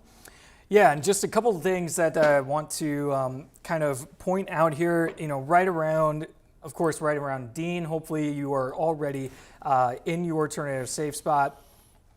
Stay there as this continues moving to the northeast. I'm just looking at Google Maps to kind of get an idea of just what all is around here. You see 310th Street, 570th, of course, Highway 202 here. I'm seeing several farms kind of along some of these streets, 310th, 570th, and then of course over towards Highway 202. A lot of farms that I'm seeing in here. So some residential spots, maybe not seeing any super small communities, but a lot of farmland. People still live on these farms. If you're tuning in, stay in your safe spot. Be there right now as this continues moving to the north and the east. So this is going to eventually, it's going to be passing south of Moulton here. It looks like it's going to continue to stay on this track towards Monterey and south of West Grove. So just want to get ahead of this a little bit. If you're anywhere around Monterey and anywhere within this area of, which is, don't want to be mistaken here, which is Davis County, do be ready to go and make sure that not only you, but your families, if you're with them, be ready to go to your tornado safe spot. And just as a reminder, it is, as many walls between you and the outside as possible if you don't have a basement. The lowest interior room of your home, and if you do have a basement, that is the best spot for you to go in this situation. And Chris, there is nothing indicating to me that this has gotten any weaker or is starting to fall apart. I'm not seeing anything that's indicating that to my eyes. So this is a situation that still needs to be taken very seriously. Yeah, I agree with you, Joe, here. This is John White's feed. He is working his way east to try to get out ahead of the storm, then turn back south and hopefully catch this tornadic circulation. So we're watching John's feed right now as he repositions. We'll go ahead and keep that up in the bottom corner here just above my head. I am looping things over the last hour here. Let me get that back going for you. And basically, I want you to watch where this circulation has been going. A little bit of a curve. And at this point, I would say watch out in Davis County, not only the southwestern part, but if this line continues, it looks to try to pull it up towards Bloomfield as we continue on. So let's go back to the reflectivity picture here. No official tornado warning just yet, but we are getting very close to the need of needing something into that vicinity. So that circulation still strong south of Moulton and near Dean, the village of Dean, right at about 308th Avenue here and 611th as we get down to street level mapping. 300th Avenue, that's where that rotation would be. And this is moving to, I would say, fairly well to the north and east right now at about 30 miles per hour. So Davis County, you do not have a warning in place at the present, but I believe we have one on the way here. So yeah, downstream warning is coming out, so get ready for that. There it is. It just pops up on the screen. Tornado confirmed, so let's go over this. The southern half of Davis County, more or less, in place until 6 p.m. So we're going to be on with you for the long haul here, covering this tornado. And down to southeastern Iowa. That is a screaming signal, Joe, that we have out there south of Moulton. And it looks like this one has a favorable environment out just to the south of it to see this one continue to go. Yeah, very, very much so. I was just looking at that. The environment out ahead of this is very favorable for this to just continue being as strong as it has been and continue tracking through parts of this part of southern and southeastern Iowa. The environment does not get any less conducive for tornadoes out to the east. Now, if you're wondering about this activity farther to the west, the amount of shear that is needed to keep large organized storms going, the shear numbers are much weaker back that direction. I think we're going to end up seeing the main focus. I don't want to discount this completely, but just doesn't look like it's going to be in a favorable spot to continue strengthening. So this confirmed tornado warning is down in the southern half of Davis County, and I believe, just looking at things, we're seeing the... Hey, Joe? Yes? I need to take it here for a second. This new warning that came out for Davis County has been termed a particularly dangerous situation. This is a PDS tornado warning, something we don't see all too often, and it means take cover now. You need to take this very seriously. If you are in that pink shading over Davis County, even even into Appanoose County, south of Moulton. Tornado confirmed on the ground. This is a life-threatening situation with a tornado on the ground, and this has a history, long track, causing considerable damage. Please heed this warning, take it seriously if you are in the southern portion of Davis County. This lasts until 6 p.m. We're working to reach out to officials to get bearings on what has happened, what they are immobilizing for out ahead. But as we track this situation now, very serious in the southern portion of Davis County. This is a particularly dangerous situation. The area of rotation is over extreme southeastern Appanoose County. And just to give you some street level mapping on this, we are pinning this one between 582nd Street to 598th Avenue and 315th Avenue over to 328th Avenue. I know that's difficult, but if you live down in this vicinity, you know this area. Just off Iowa Highway 202, as that slinks its way down towards the Coatesville area and eventually Lancaster, Missouri. This threat is over southeastern Appanoose County at the moment, and Joe, it is particularly dangerous at this point. We have multiple chasers out in the air. We're going to be watching those feeds. We'll keep John's up for the moment as he's working to get into the best position to get a vantage point of this one. And while I have you on here, we'll just check out the debris detection here. I don't see anything jumping off the page, but you know, Joe, we're sampling here at a level that is super high. That is way high, 10,000 feet up in the air. Very close to 10,000 feet in the air. So that's why we're not seeing anything, show up as far as the debris detection. But do know that this is on the ground. This is a particularly dangerous situation. If you're anywhere out ahead of this, head to shelter right now. This is a life-threatening scenario. So Lunsford by 531. But Mark, first up in line, 523, Steuben, 542, Pulaski, 553, and Milton by 606. If it continues on this path here. So we're going to continue to track this one. This has been going on for quite a while now. And another thing I want to just keep mentioning is that this is rain-wrapped. This is a rain-wrapped tornado and is still doing damage on the ground, likely at this time. And the velocity signal has not gone anywhere. It still is incredibly strong, as may be delayed slightly, but we may be seeing this this tornado starting to cross that border of Appanoose and Davis County and crossing into Davis County here. Already likely either right along or already past Highway 202. So this very southwestern corner in this southwestern area of Davis County, be in your tornado safe spot and stay there. Head there now if you haven't done so already. Hopefully you are already there.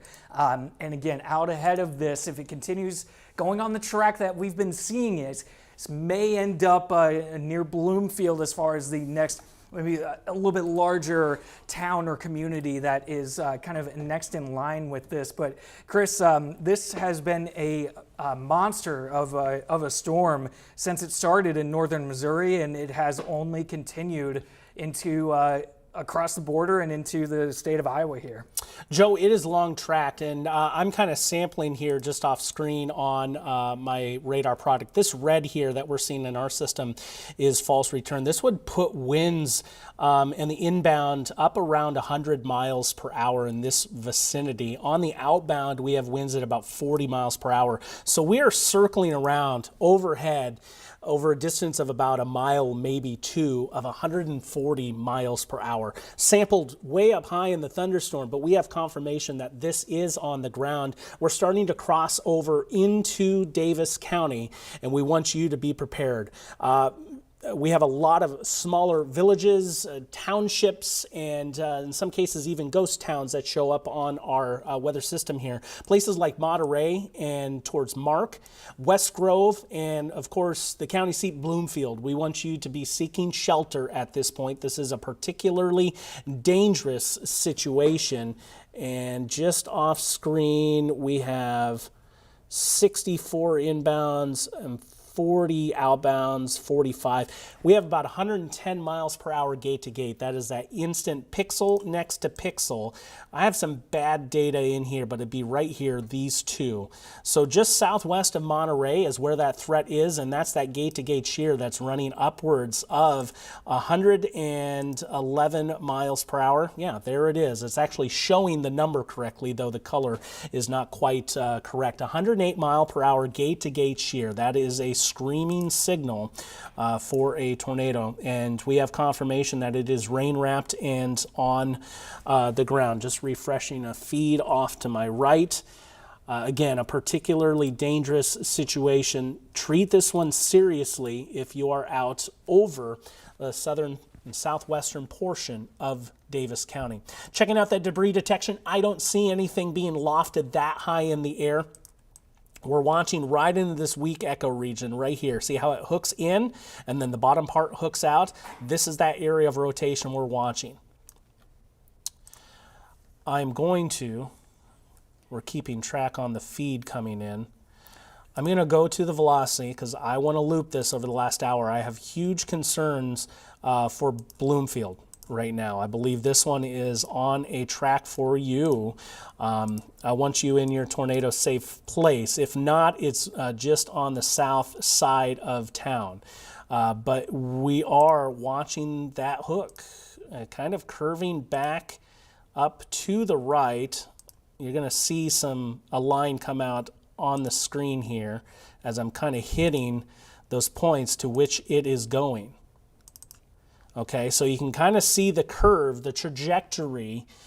And so this is a very serious situation. Please, Bloomfield, you have plenty of time. Get into your tornado safe place. Keep us on air. Get that We Are Iowa app out on your phone. We are streaming there. You can even join in on the conversation on social media if you have a report to pass along.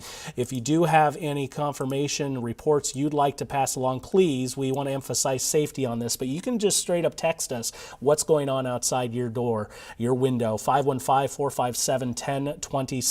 Southwestern Davis County, Joe, that is where that threat is, and it is a very, very serious one.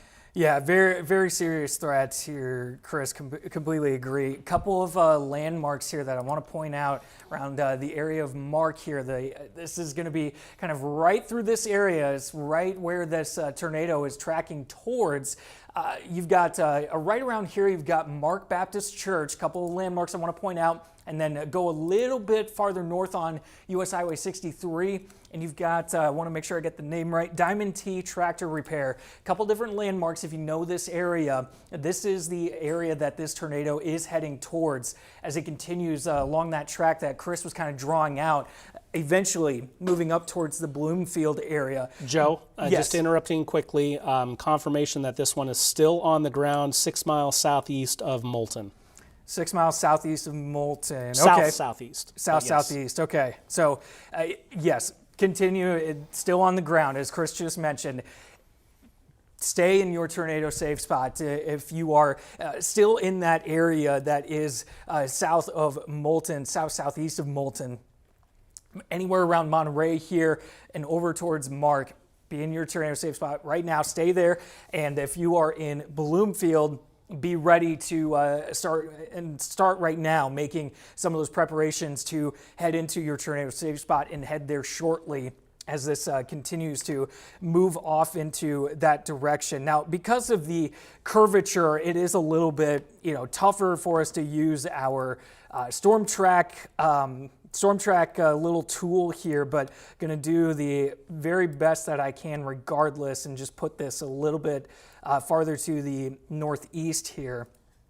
So again, with the curvature that this has kind of shown, you may see this kind of curve up and around, up towards the Bloomfield area, but a general timeline, or at least a kind of a rough timeline for Bloomfield is going to be 547. But if you are anywhere around Mark or anywhere near, if you know the area, Mark Baptist Church as well as Diamond T Tractor Repair, please be in your tornado safe spot right now. Lowest interior room of your home or basement, if you've got one, those are going to be the best places for you and your families to go to stay safe in this particular situation. Joe, carry on for 30 seconds. Yes, so we are going to continue to, this is the most concerning part of this, just all the weather going on in central Iowa right now. This tornado that is still on the ground, we have had recent confirmation that it is still ongoing.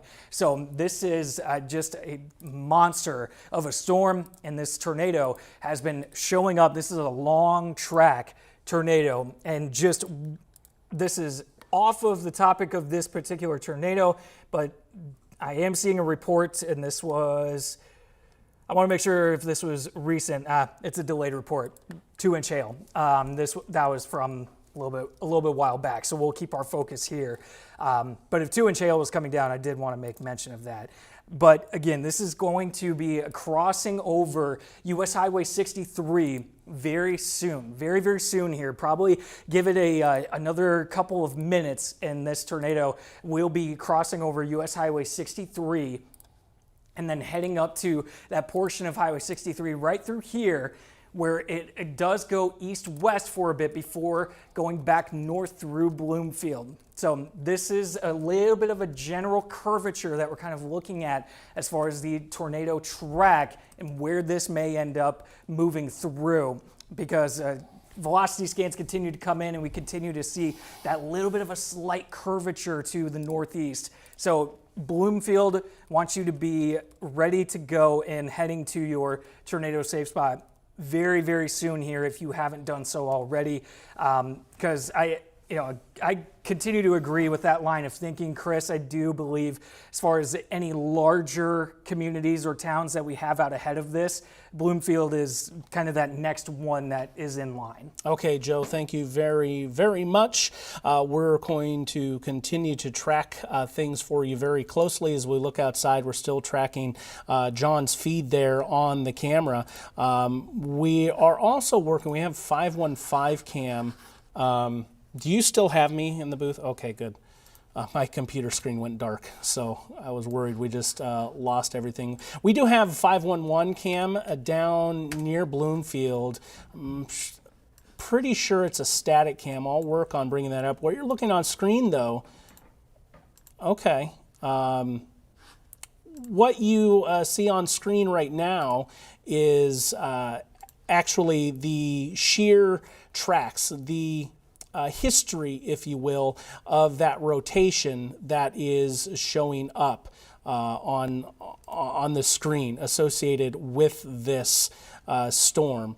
So that's what we have been monitoring. We will continue to monitor that traffic cam feed too, as it looks like it's in line with that tornadic circulation at the moment. But for the moment, that circulation persists, and it's starting to move closer northwest of Mark, closer to Highway 63, south of Iowa Highway 2 as well. So still looking at a strong signal up in this vicinity, south and west of Bloomfield. Mark, you need to be in your safe place right now. Just straight west is where that circulation is.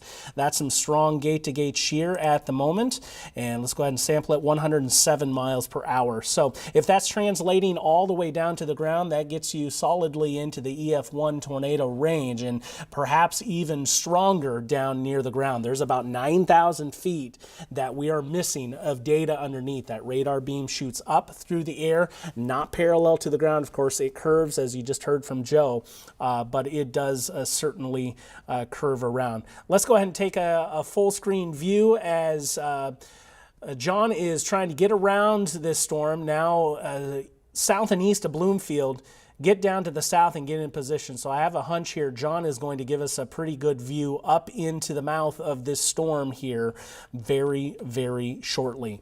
Mark, continue to be in your safe place. Bloomfield, I can't stress this enough. This is a particularly dangerous situation with a confirmed tornado on the ground doing considerable damage. Joe?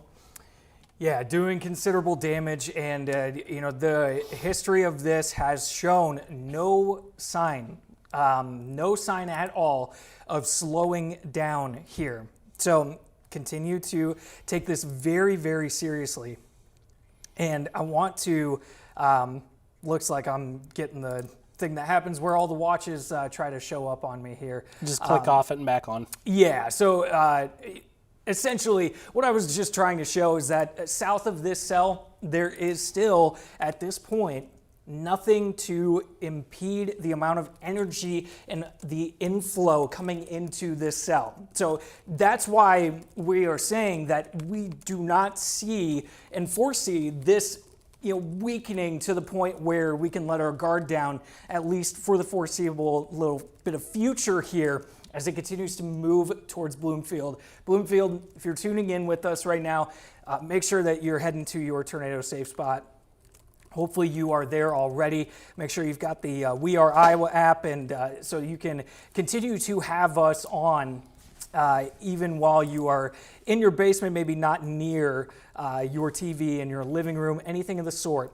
You can always stay with us on the We Are Iowa app. Not a whole lot of landmarks to kind of point out here where this tornado is tracking as it tries moving towards Bloomfield. But what I am seeing on Google Maps here is just there are many, many farms all within this area here. So if you know anyone that is within this spot of Davis County, south and a little bit southwest of the Bloomfield area, just check in on them and make sure that everything is okay for them right now and that they are still in shelter. Still is pretty far from the radar site, so we are likely not going to get any great returns as far as trying to track any sort of debris. Radar beam is shooting up pretty far into this, and looks like Chris, what? Is that John's stream, or is that, no, that's a traffic No, this cam. is our traffic cam that is near Bloomfield right now, in that tornado-warned section of this storm. So we're going to keep an eye on this. I'm also going to pull back to John's feed as he's now parked kind of looking up into the mouth of this storm. This tornado is rain-wrapped, we are told, and that's why we're not really seeing anything. But this one has been on the ground now for a very long time, and if it did push upwards, it was up for just a short distance. This one has been on the ground for at least the better portion of the last 50 miles now as we track this one through Davis County, south and west of Bloomfield. I'm going to come back to me so we can actively track. Here is where that threat is, and it is right now right over Mark. So Mark is where we have the gate-to-gate shear showing up at this point, which is at 86 miles per hour. That's actually back a little bit from the last couple of returns. And we're working on getting a couple of pictures in. We'll get those to you here in a moment. Is that of Garden Grove? Is that what we were working on, Cody? Okay, so we'll work on getting that. There's some possible damage from a tornado-warned storm earlier that we were covering in the afternoon. So that circulation is still very prominent, but the strength has come down just a touch. That's a great sign. I still believe there's something here on the ground.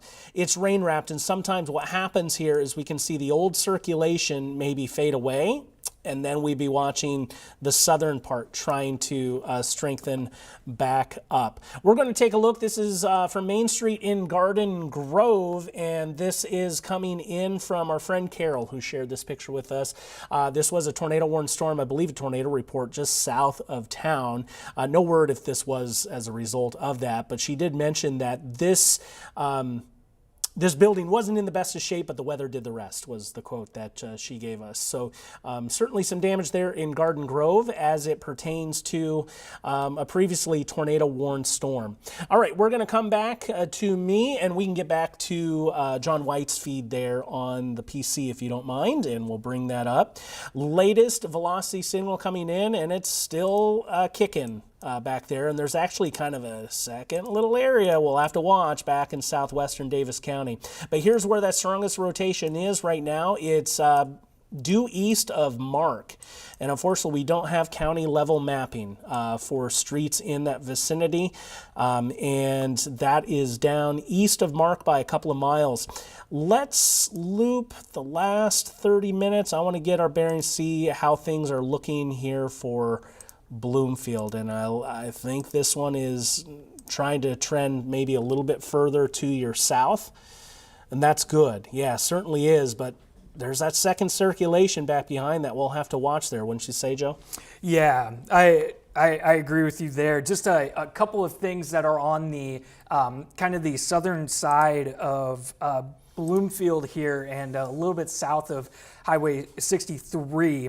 You've got the Bloomfield Municipal Airport kind of right in this area here. And a couple of other things. You've got the Bloomfield Mennonite Church that is a little bit closer to where Steuben is showing up here. So a couple different things that are right out ahead of this tornado and are just south of the Bloomfield area. So this is going to be tracking right towards Highway 2.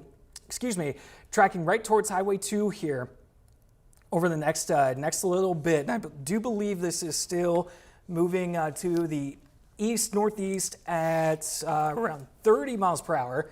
So one thing we haven't done here, just because we've been trying to watch the kind of curvature movement that's been happening with this, I do want to get a little bit of a track on this one here for you, as it's kind of right on the edge of two different radar sites, but want to put this to the northeast, and also want to just quickly mention too, if you are in Bloomfield, especially anywhere on the south side of town, be in your tornado safe spot. And I would say, just to be safe, if you are in Bloomfield, stay in your tornado safe spot right now. Even though this may end up passing just to the south, it's still close enough that we want you to be as safe as possible. So Steuben, in that area, right around 541. So we've got just a little bit of time here. We want you to get prepared to seek shelter, or at least do so very, very shortly here. Pulaski by 551, and continuing on that northeasterly track. So Chris, this has been a very impressive storm up to this point, and there is still there's a couple of cells trying to develop a little bit closer to kind of the central part of the state of Missouri, south of this cell, but there's still not a lot of activity there. So this is still able to use pretty much the entirety of the energy and environment that is in this area out ahead of this storm. So this may be a situation where we are tracking this all the way until it's east of the Local 5 coverage area. Unimpeded flow going into it. Joe, thank you very much. As we look out, what I have highlighted on the screen, I have the two different spots of the velocity mentioned, 40 miles per hour outbound, and this contrasts by 61 inbound, and over a mile or two stretch. So we still have some very strong rotation, and in some instances here, we'll just mark that gate-to-gate shear, 84 miles per hour in those pixels right next to each other. 1 second here while I just look off the screen. I don't think that's a TDS, so I will not show it. But all signals right now is that this is still on the ground. We'll go ahead and take John's feed up here for you fully. Looks like he's working through a community right now, maybe Pulaski at this point is what I'm going to guess based on his positioning. So I'll pull you back up here on me so I can at least show you. I believe he's driving right here, trying to get in a better position to stay safe. That circulation south of Bloomfield. Fortunately, it has not kept turning to the north. It was prior. And you know what? There's another circulation back there too, Joe, to the south and west, just to back things up how this has gone. And you know what? That would be in a more favorable spot, too, to watch. It's still kind of unimpeded down to the south and east of it, though it is solidly into the rain right now in both locations. So you're not going to be able to pop out and look at a distance and get a good view on this one. You're just not here at this juncture. Both areas of circulation that we're now tracking are solidly back into the rain. This is the circulation due south of Bloomfield. If you are south of Iowa Highway 2 and south of Bloomfield here by 4 miles. Joe, if you want to look up a couple of local roads in that area so we can get a vantage point and you can shout those off. But about 4 miles south of Bloomfield is where we have the greatest area of circulation right now. I think it's trending the right way, but it's still awfully strong at 83 miles per hour. Moving to the east, slightly north of east, that's going to put places like Steuben and Pulaski next in line to see this one. And eventually Troy is on down the line, along with Shunnam as well. Joe? Yeah, and especially given the latest movement, just want to make sure that I'm calling out the right some of the right streets here. So you've got just south of Highway 2 here that runs right down this direction. That is going to be Nuthatch Avenue.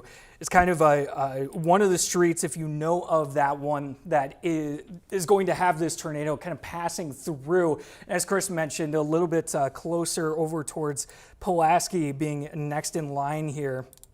Seeing a lot of farms still within these areas, not a lot of specific landmark type of things to point out, but I did mention Nuthatch Avenue, as well as another, if you're anywhere along 250th Street in Davis County, do be sure that you are in your tornado safe spot, as this a tornado that is still still on the ground, and we're going to continue to treat it as such, continues moving to the east a little bit. And as this begins to approach Pulaski, couple of things that I want to point out here. There's a road called Rock Trail. If you know of that one, that's also going to be kind of in line here. And if you know the Little Fox River through this area, that's also just a river, if you know of it, that is this tornado warning is going to be passing through. And Chris, they did take out the observed tag to the tornado warning, but we still want to keep a close eye on this because we've been tracking maybe another area of rotation that's been trying to kind of pop up here. We're kind of right in between radar sites, Des Moines and the Quad Cities radar site. So little bit of contamination in there, but we can still get a view of this rotation that is still prominent.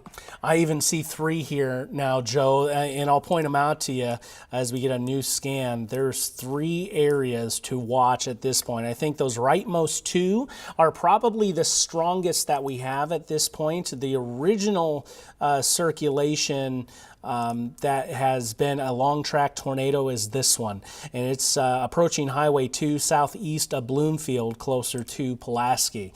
And so this one still being termed as capable of producing a very strong tornado. It was located near the Bloomfield Municipal Airport at 5:33, and it's moving east at 35 miles per hour. So this storm has a history of producing a tornado, and a considerable threat is present along with it. So we're going to continue to track this as this moves through Davis County. We are now entering the eastern half of the county with where those threats would be, and they are solidly into the rain. So now a radar indicated tornado, but still that threat is there, though the velocity picture has been with us since this one was down in Missouri. And I'll just loop it the last 3 hours. You can see that circulation as it came in just west of Unionville, southwest of Unionville. I'll actually slow this down and get you kind of a better vantage point of it. And the progression of this, picking up right there southwest of Unionville and now all the way into Davis County. That's a long stretch. We're talking a stretch of about 50 miles where this one has been on the ground. Let's go ahead and take John's feed up here as we look up into the mouth of this. He's keeping a safe distance away from this one, but that line of clouds you see coming from the right of the screen to the center, that's the feed into the storm. Sometimes we kind of call this a beaver tail as it sticks out. It's the air condensing up as it does rise, but that's the inflow. And if you watch closely, you can actually kind of see the clouds moving slightly to the left in the frame and into the storm, so heading away from the vantage point that we're looking at here. Threat continues to be over southeastern Davis County at the present, Joe. Yeah, and just one note here, train spotter did get well, I guess it is an estimated wind gust, but nonetheless, it was 8 miles south of Bloomfield, estimated at around 70 miles per hour for wind gusts. So very strong wind gust, estimated, not measured, but estimated wind gust there, 8 miles south of Bloomfield, and that was about around 12 minutes ago. So going to continue to watch this, and it's a situation where there's not enough activity to the south to make me think that maybe it will start to kind of get cluttered with this storm. I'm still considering this one kind of on its own because it is southernmost still at this time. And we've been watching and monitoring a couple of different areas of rotation to kind of try and show up with this one. This storm at the very moment may be cycling and may start to recycle.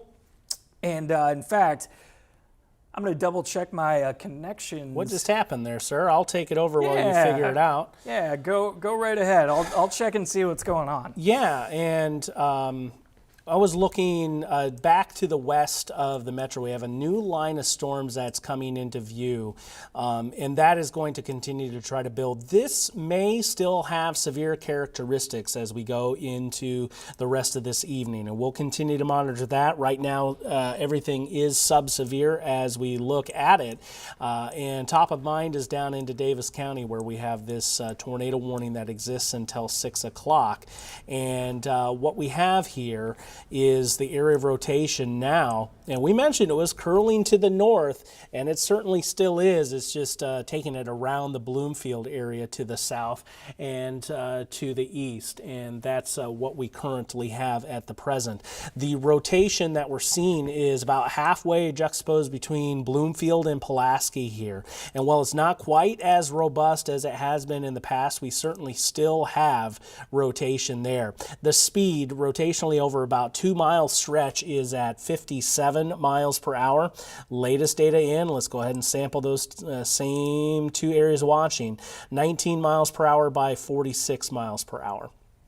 So we're looking at 66 miles per hour overhead as things kind of rotate on around here. Eastern Davis County is where we have that threat. It's moving to the east and slightly north of east. We're starting to sample the National Weather Service Davenport radar at this kind of a vantage point. This one's moving east and north and east at 35 miles per hour. I'll go ahead and put this latest track on this. The direction it is swinging. And Pulaski near you here, 545. We'll keep it going. Keosauqua at 612. If you're joining us in southeastern Iowa, watching off towards Van Buren County. Birmingham by 618, and then we get way out to the southeast towards Hillsboro by 636. I did just briefly move it over here to the Davenport National Weather Service radar, and you can kind of see a bit of a convergence signal, but it'd be trying to wrap around. The last scan was actually a bit more impressive here that we saw. You can see that area of rotation to watch. A bit of a convergence here, but this would be where that rotation is as it pertains to the Davenport National Weather Service site. Getting a look at what's going on down into southeastern Davis County. That's our feed from John as he's out there tracking things across the southeastern portion of the state. Rain-wrapped tornado is the concern here. We haven't physically seen anything on camera, though we do have spotter confirmations in the vicinity that we did have a tornado on the ground. New tornado. Yeah, I just saw that, Joe. I'm going to go to it. And this is for one of those alternative circulations as we come back to me here. It's going to come into view. I don't have it in my system right now, but over... Oh, it's out further to the east. Okay, I was mistaken here. So Van Buren County, that's where we have that newly issued tornado warning that goes until 6:45. We did have, and I'll bring up the storm reports here and sample this for you. These, I do not believe, are the same tornado. So we had a new report. This is as of 5:25. You know how we were kind of talking about that secondary circulation? I believe that secondary one briefly touched down at 5:25 based on the report, because the previous report south of Moulton was 5:11.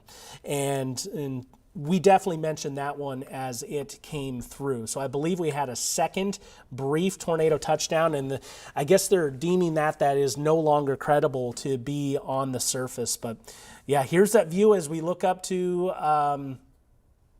John's feed with the Iowa Storm Chasing Network. I'm not exactly sure where John is right now. His map hasn't updated in a while, but certainly looks like he's looking up into the teeth of this storm. So we have that rain off in the distance. The tornado, should it continue to still be on the ground, is in the rain, and that's why we're keeping it with you here.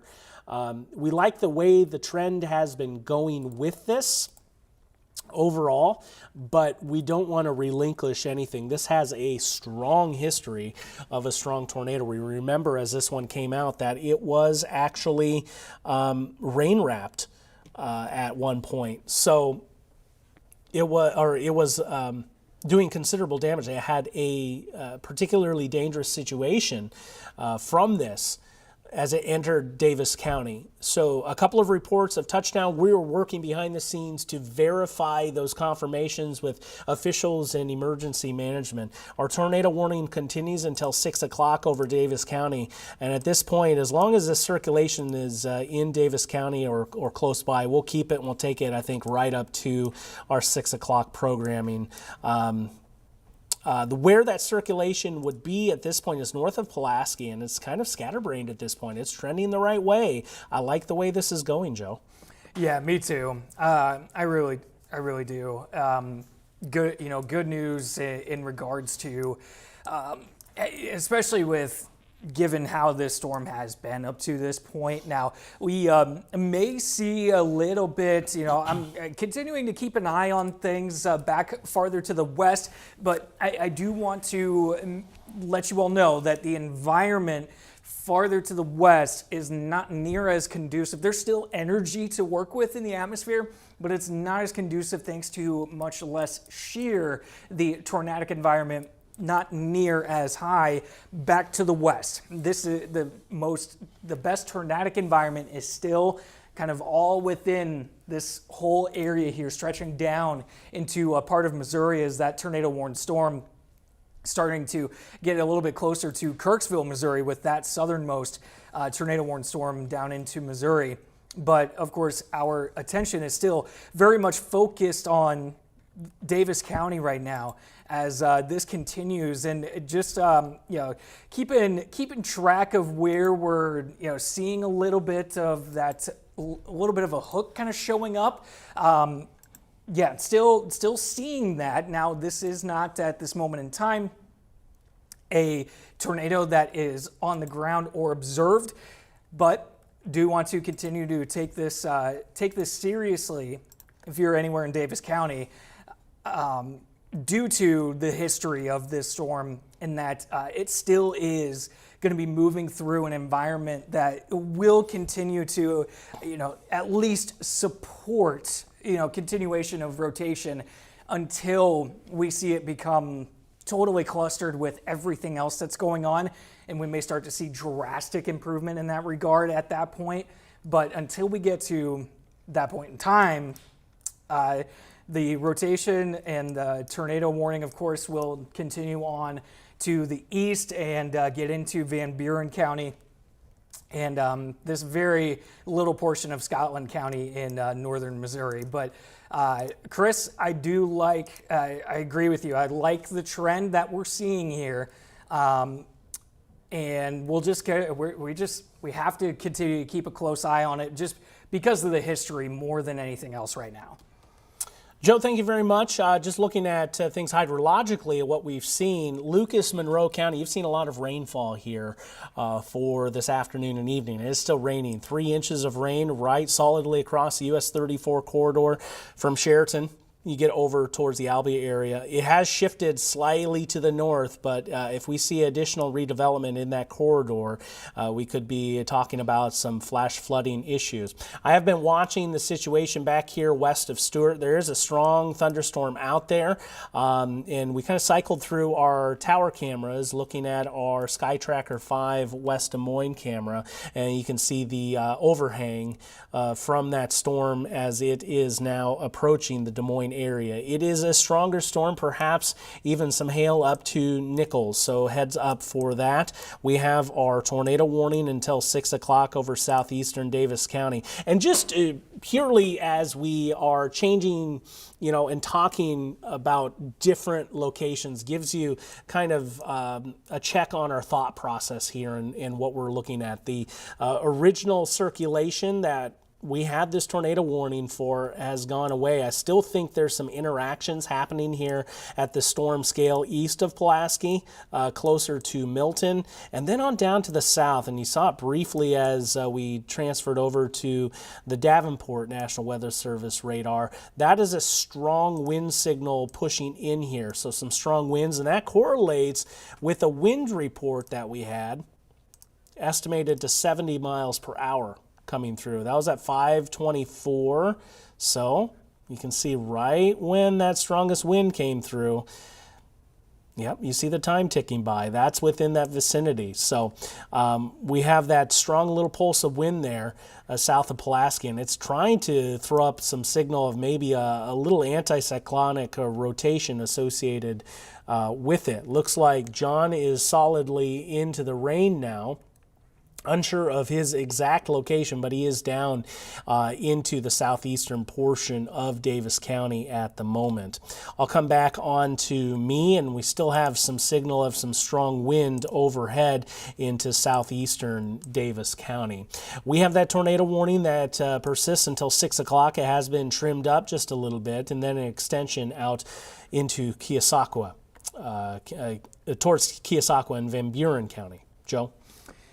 Yeah, continuing to, of course, track that one, and also keeping an eye on things a little bit farther to the west. Again, the tornado environment back here is it's much less conducive to spinning storms.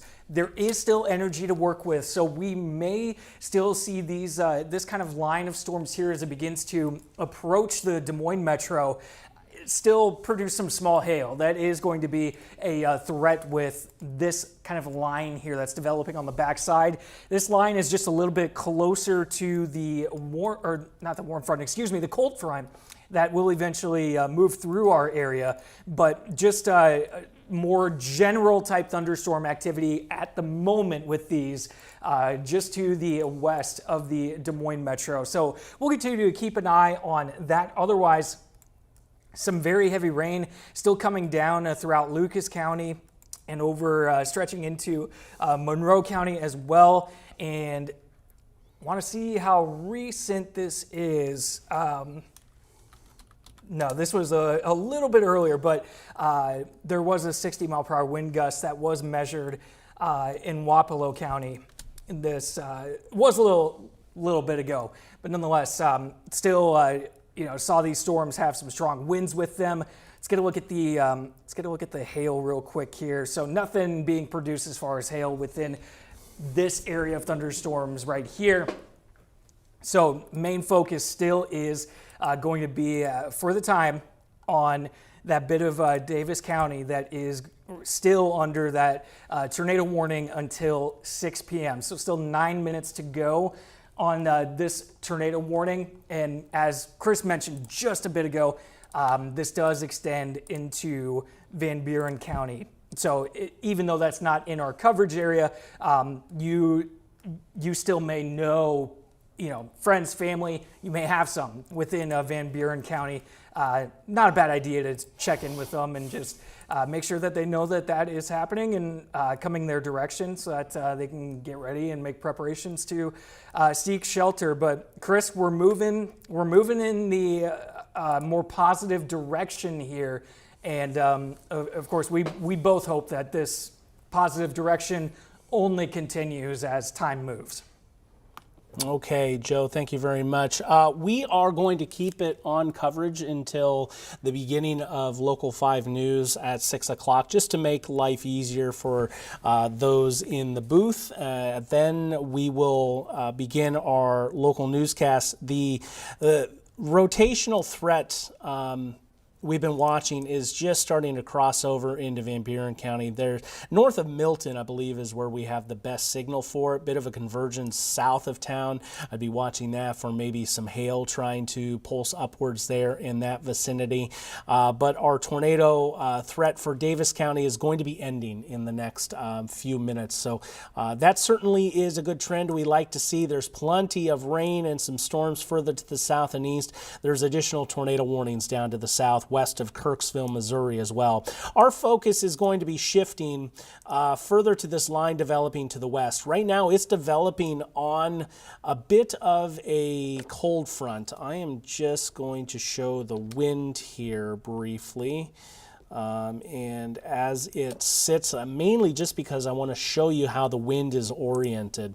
So we have a bit of a frontal boundary right here. It's not going to be moving all too much on us as we go through the evening.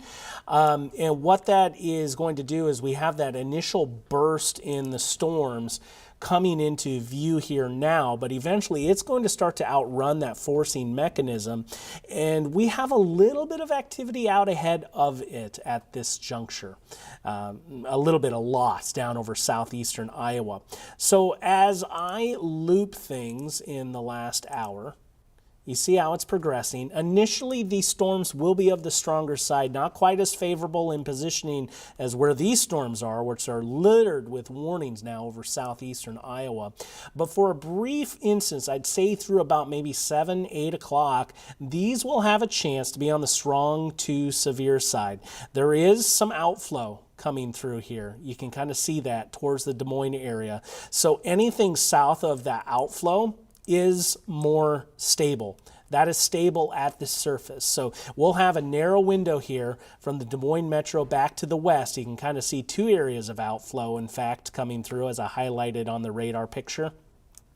Sometimes when these outflow crash with the thunderstorms, it can reinvigorate them. So watch for that's a brief strengthening, but otherwise outflow works to cut off the surface from these storms. And when that happens, it takes away a lot of the tornado risk. Maybe not completely, but it takes a lot of it away. That's what we're talking about when it's maybe not as primed to be in best position. Joe?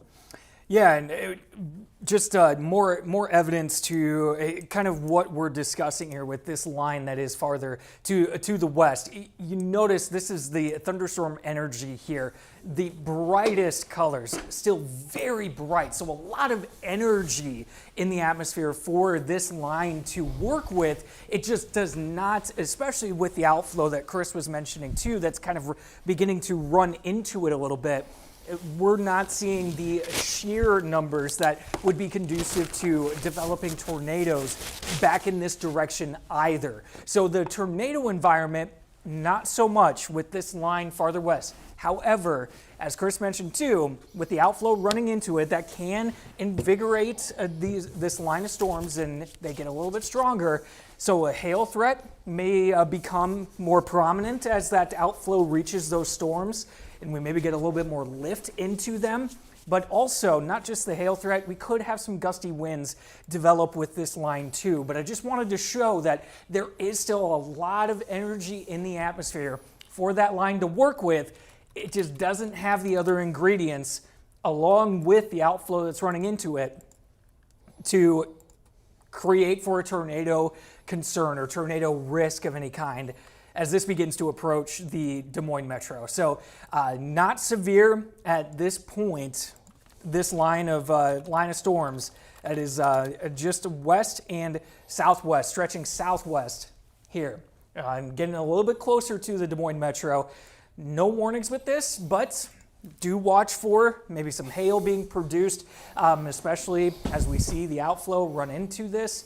We may see more hail develop within this line, and we also may see, there may be some gusty winds along with some of that outflow, but not so much a tornado threat with this one. The tornado threat in central Iowa, in the Local 5 coverage area specifically, is, we're bringing that down, that we're trending downward in that regard.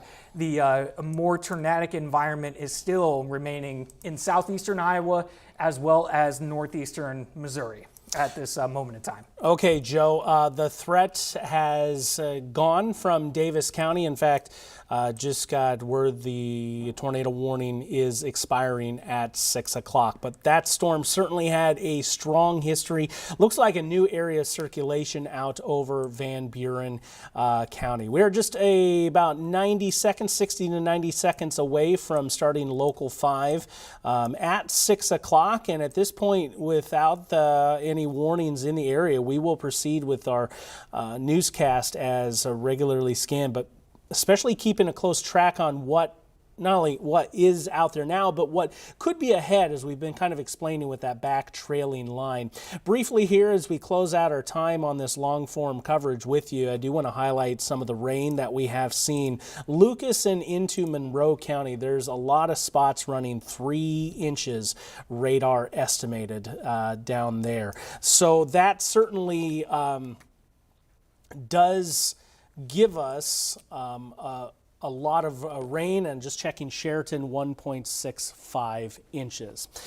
All right, we're getting ready for Local 5 News at 6 o'clock, and here we go.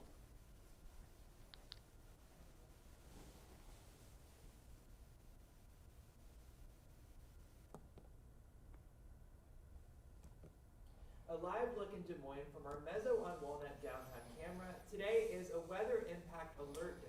Let's send it over to Chief Meteorologist Chris Kubal. Chris, a busy day for you and the weather team. Yeah, it certainly has been here. Thank you very much, Alex. As we take a look at the satellite and radar, we have a cluster of storms over southeastern Iowa.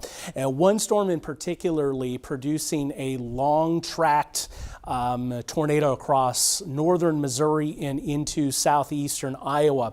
Here's how things look right now on the radar picture. That tornado warning expiring over Davis County here in the next minute, but out towards Van Buren County, the threat is persisting.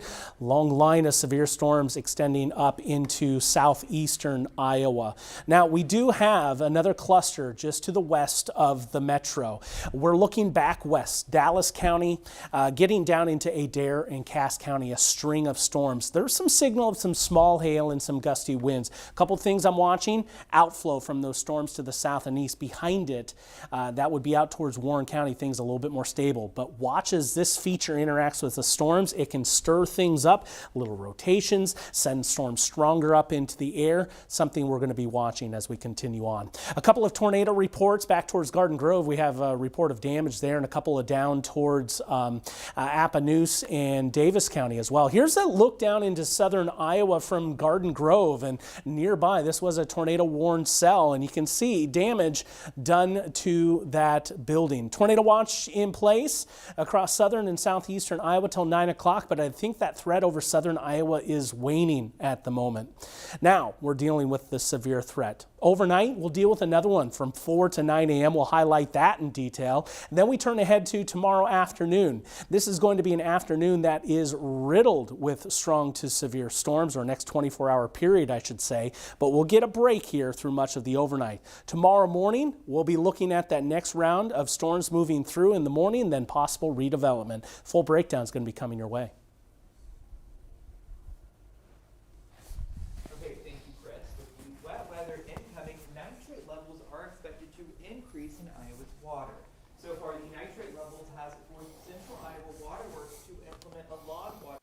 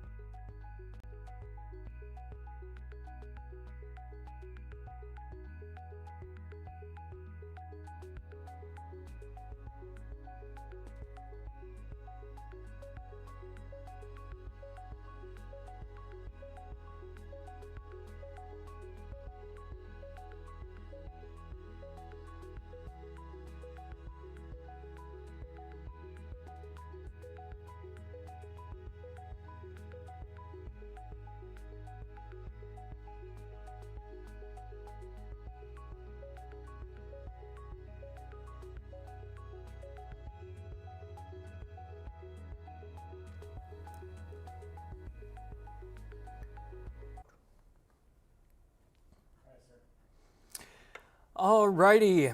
Hello, everyone. Back with you, meteorologist Joe Farrell, along with Chief Meteorologist Chris Kubal. Still tracking a couple of new severe thunderstorm warnings, at least that have been issued recently. And each storm and each warning produces a slightly different threat. So let's start with the, let's go north to, well, actually, I'm going to go south to north here. So this severe thunderstorm warning, which is for portions of Jasper, Marion, and Polk County, this is going to continue until 7:30. So about 15 more minutes here. What's happening with this particular storm is that the storm began to collapse down towards the surface, and with that came very strong wind gusts. There was some damage reported out of Altoona. I want to make sure I've got the report correct. Received a photo from the public via social media of a fallen tree and fence in Altoona. And so the wind is causing and did cause some damage in the Altoona area. So that is the main threat with this particular severe thunderstorm warning. They just trimmed up on the backside there. Still going to keep this until 7:30. But this storm is collapsing down, but that is allowing it to kind of have the strong winds, almost like a little bit of a downburst type of action. And that is what's going on with that storm. Now, the one farther to the north, this has been showing more of a hail type of signature. Not to say that we can't get some gusty winds, but you see the threats there at the kind of bottom corner, 1-inch hail. So that's quarter size, 60 mile per hour wind gusts. This is until 7:45 for Boone, Hamilton, Story County. So continuing to track these two severe thunderstorm warnings. And there is a storm that is off to the north. This is one that is getting into southern Floyd and northern Butler County. That also has a quite the hail signature on radar there. But that warning is for 60 mile per hour wind gusts and quarter size hail. But here's a couple spots where that hail is showing up north of Jewel on radar here, and then to the west of Story City within Boone County there. So going to, Hamilton County. So going to continue to watch the hail with that particular storm, and the winds will remain pretty strong and pretty gusty as this line here continues on. So getting a look at the velocity here, this brighter area right around Prairie City. This is where we've got at least radar picking up on the strongest wind gusts. And there was a scan that at one point was showing quite the winds very close, and right after it moved through Altoona is when radar began to show the wind speeds upwards of around 75 miles per hour for a very brief period. Radar was picking that up. So still very strong winds with this one as it continues tracking to the southeast. Joe, I'm ready whenever. What's that? I just said I'm ready whenever. You got it. Chris, we're watching the winds with that one, and what we're seeing with that northerly storm was, outflow interacting right along with the front that is kind of located there, and so getting kind of like happened last Friday, getting a little bit of a just collision and pulse upward, creating for kind of a hail threat. At least to my eyes, it looks kind of similar to what we had with that situation last Friday night as well. Yeah, Joe, thanks. This northern cell, I'm going to wonder just how long it can last. As it pushes deeper into outflow, I think it becomes more elevated in nature. This is one storm to watch as it is isolated, however. I think it's going to cut off the low levels, so as we have been kind of tracking the velocity signal on here, there is some shearing effect going on. There's not really much for inbound wind, though. So I think this is cold pool dominant at the moment, but something we'll definitely watch in northeastern Boone County. Just your base level severe thunderstorm warning at the moment for 60-mile-per-hour winds and 1-inch diameter hail. Then down, we've mentioned southwestern Jasper County. There is a little bit of vigor showing up in the velocity signature. Actually, a pretty decent downburst wind signal coming in out of this. Those are diverging winds, and as we are close to the surface, that's a signal that wind has rushed out and it's now dispersing across the landscape. So this storm is definitely wind dominant within it. There was that report of some wind damage back in Altoona. I'll also say in Norwalk, we've heard a report of a tree down on power lines causing a fair amount of damage, power outage in that part of town, and about 1,200 customers. So we have that going as well. Not much here on the west side as this line moved through. There was not much wind, 13 miles per hour at the studio. We had some heavy rain, but not really much else beyond that. Let's go to the velocity signal here once again. There's that little stronger burst, that wind rushing out over southwest Jasper County. That's where the strongest wind is going to be as it kind of carves a path along the ground, that wedge, if you will, sliding in. And then, of course, back into Boone County. That's going to be an isolated cell that we'll keep our eye on for a little while. Joe? Yeah, just what I've got up here is the hail track. And so with the cell, you notice the pulse upward with that hail signature, and then the next scan. Same thing with the one that was just a little bit to the south of Jewel. You notice that a couple of scans, it pulsed up, and then it's starting to pulse back down with the next scans coming in. So continuing to watch for some small hail coming down with that farther to the north storm. And something that we'll continue to track. But as Chris mentioned too, as these continue moving to the east, not totally sure how long they can hold this type of strength. And given what we just looked at with the hail track, notice that the hail core and what was showing up by radar in terms of hail is pulsing down. So we may have already seen this cell at its strongest, and hopefully we continue to see a bit of a weakening kind of trend with that one. And then the severe thunderstorm warning that was issued as this line of storms right around Prairie City was where the winds were kind of a whole little kind of an area and cluster here. And just out of curiosity, let's see what radar is picking up in terms of wind speed. So I'll sample a couple areas here. Now there was a moment in time where radar was picking up on quite the wind signature with this, and this is all as this particular area of this storm is collapsing down to the surface, and so it's the wind being spread out over the areas in front of it is causing some wind. So velocity picking up on 64 mile per hour winds. That's with this a little bit of a tan color, just a few pixels kind of within that. And even on this next scan here, not much of that going on. And you notice how much it dropped a little bit farther to the west. So this, as it continues to the east, is showing that it's still pretty gusty, but just not quite to the strength that we once saw. And when I say we once saw, I mean this was like 5-6 radar scans ago. So these warnings popped up pretty quickly, Chris, and we are seeing both of the areas of these storms at least pulsing down a little bit. So hopefully we continue to see that trend. This is all just kind of on the back end of what we had earlier on this evening, and just a little bit of secondary development on the backside of it all. Thanks, Joe. It's not going to be prime position compared to what we were dealing with earlier in the day. I don't believe we're going to rise to the vigor that we had down over southern Iowa with what was a couple of tornado reports coming in.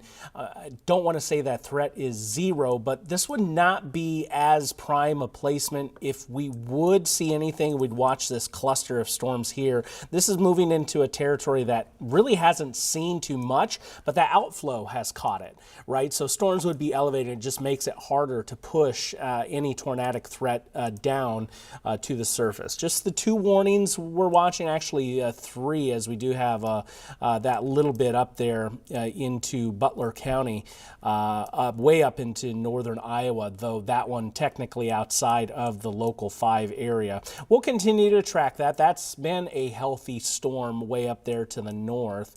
The wind signature associated with this cell over Hamilton and Boone County is not near as impressive. This developed as a clash of outflow boundaries. And so I don't think there's much hail associated with that one right now. The velocity signal has toned down a bit, so that's a good trend. You notice how everything was a little bit more excited and energetic there from 7 to 7:15. It's kind of lost a little bit of mustard here overall. That's a good trend, but that warning will persist until 7:45. We'll be on the stream here as long as we have some warnings with it. Haven't heard any additional reports from this cell down into southwestern Jasper County. I don't believe we currently have any significant reports coming in from this area. I'm plotting the wind gusts now. And out of the Neil Smith Wildlife Refuge, not a significant wind to 24. Considering this was a downburst, usually that wind is strongest right when it happens, Joe, wouldn't you say?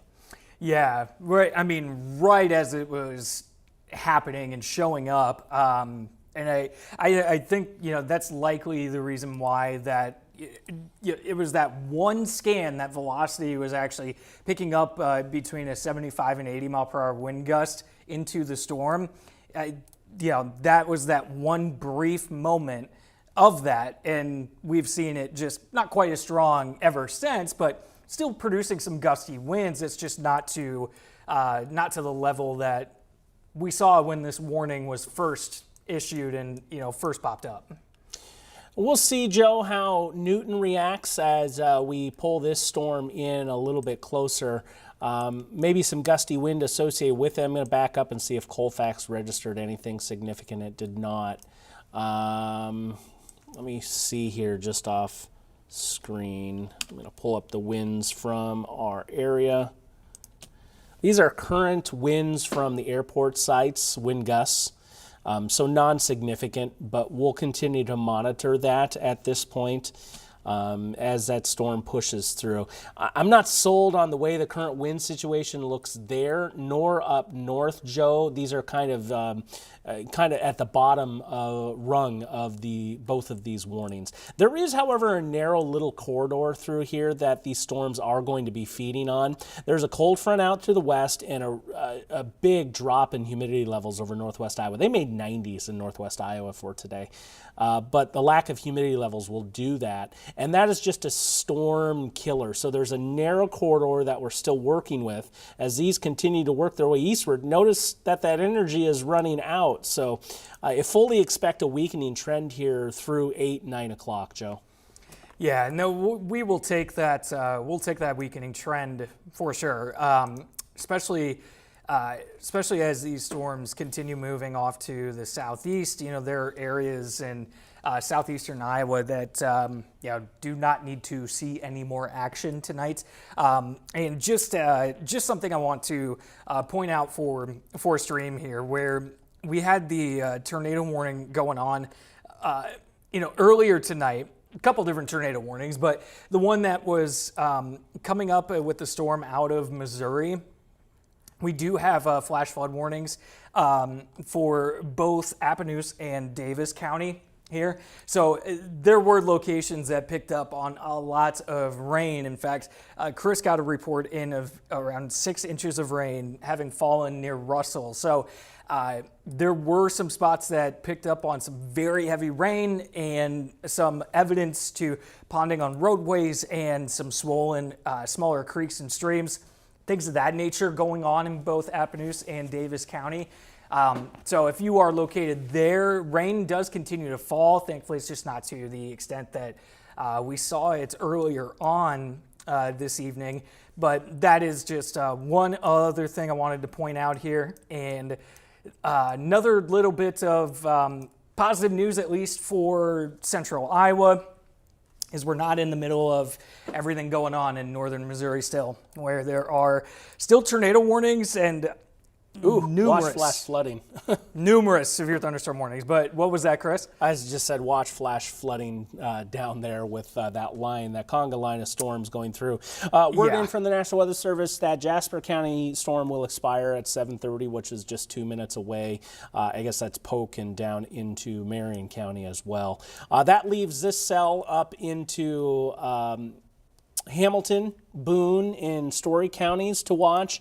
The severe component of that cell up into Franklin County is off to the east into Butler County. And just like that, the warning updates. That has a tornado possible tag. I was just looking at that. There's a decent little velocity couplet coming in, but Butler County outside of the coverage area for Local 5. We'll still touch base on it periodically as it is close by, and no doubt we're streaming, and a lot of Iowans are watching.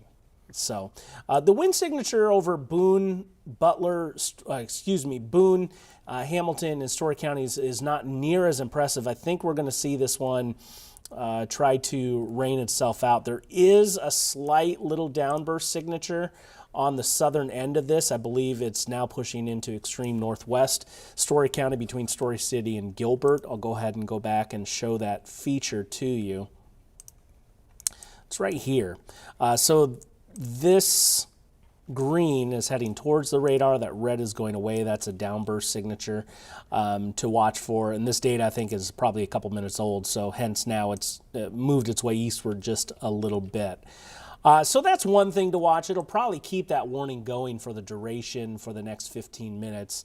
I mean, why not? You have that signature there. You got to keep it going. I don't think we've had any ground truth for significant wind at any of our automated sites, and I don't see any reports coming in from the National Weather Service just off screen here. 25 miles per hour wind gusts out of Marshalltown. I don't see anything for Newton at the moment popping into view. But the storm, the airport, technically not quite into the part where the storm is. So I think that'll be telling on how we handle that segment of the storm, though not currently a warning in place, Joe. Yeah, and just one one other little area that I'll point out here is just this little bit of an increase in reflectivity between Buckeye and Alden, right along Highway 20 there.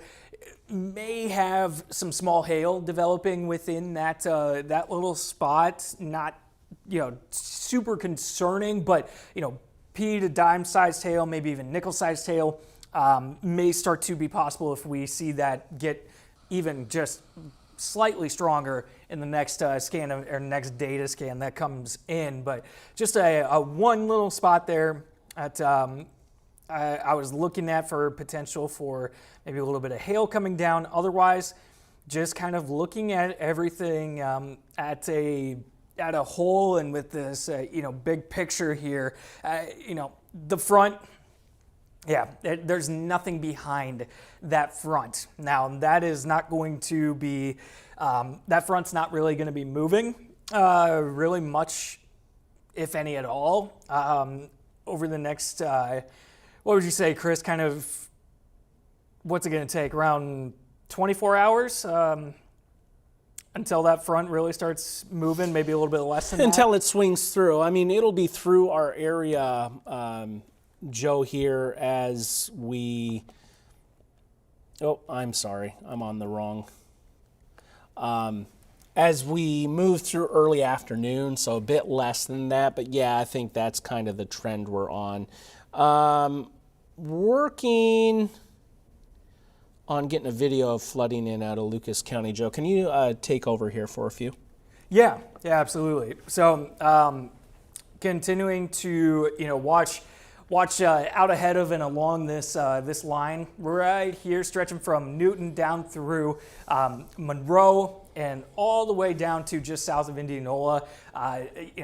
Gusty winds certainly possible with this, but we're not seeing it to the strength that we saw when it was a little bit of a downburst-like scenario as it was moving through Altoona, and Altoona had a damage report come out of there from this particular line here. So just something that I want to do quickly here is I'm just going to put a little track on this and just give you a little bit of an idea of some rough timelines of when this line of gusty winds and likely still some heavy falling rain within here as well. So 7:37, very, very shortly here, give it a couple minutes into Knoxville, Pella by 7:38. Again, a couple minutes here. So we'll start kind of begin stages of rolling into town.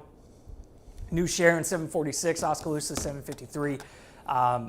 University Park, 7:54, Cedar, 8:01, and Fremont, 8:04. So that's with that. It's non-severe, but that's just some more rainfall, and you might hear a bit of a gust of wind with that as well as it moves through.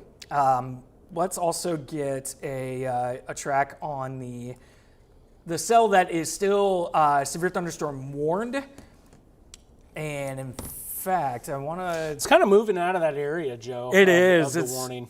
Yeah, it's moving out of the warning, and just a little bit of an uptick this area between Buckeye and Alden with the hail, starting to maybe pulse up to maybe a very small spot.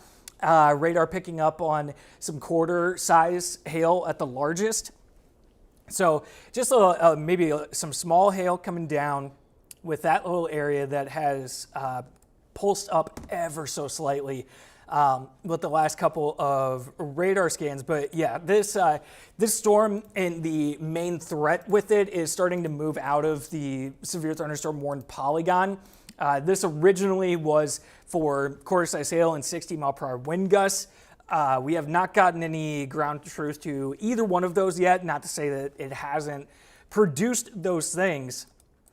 But this part of this storm will continue moving to the east and a little bit southeast as well. Might as well get a track onto this one.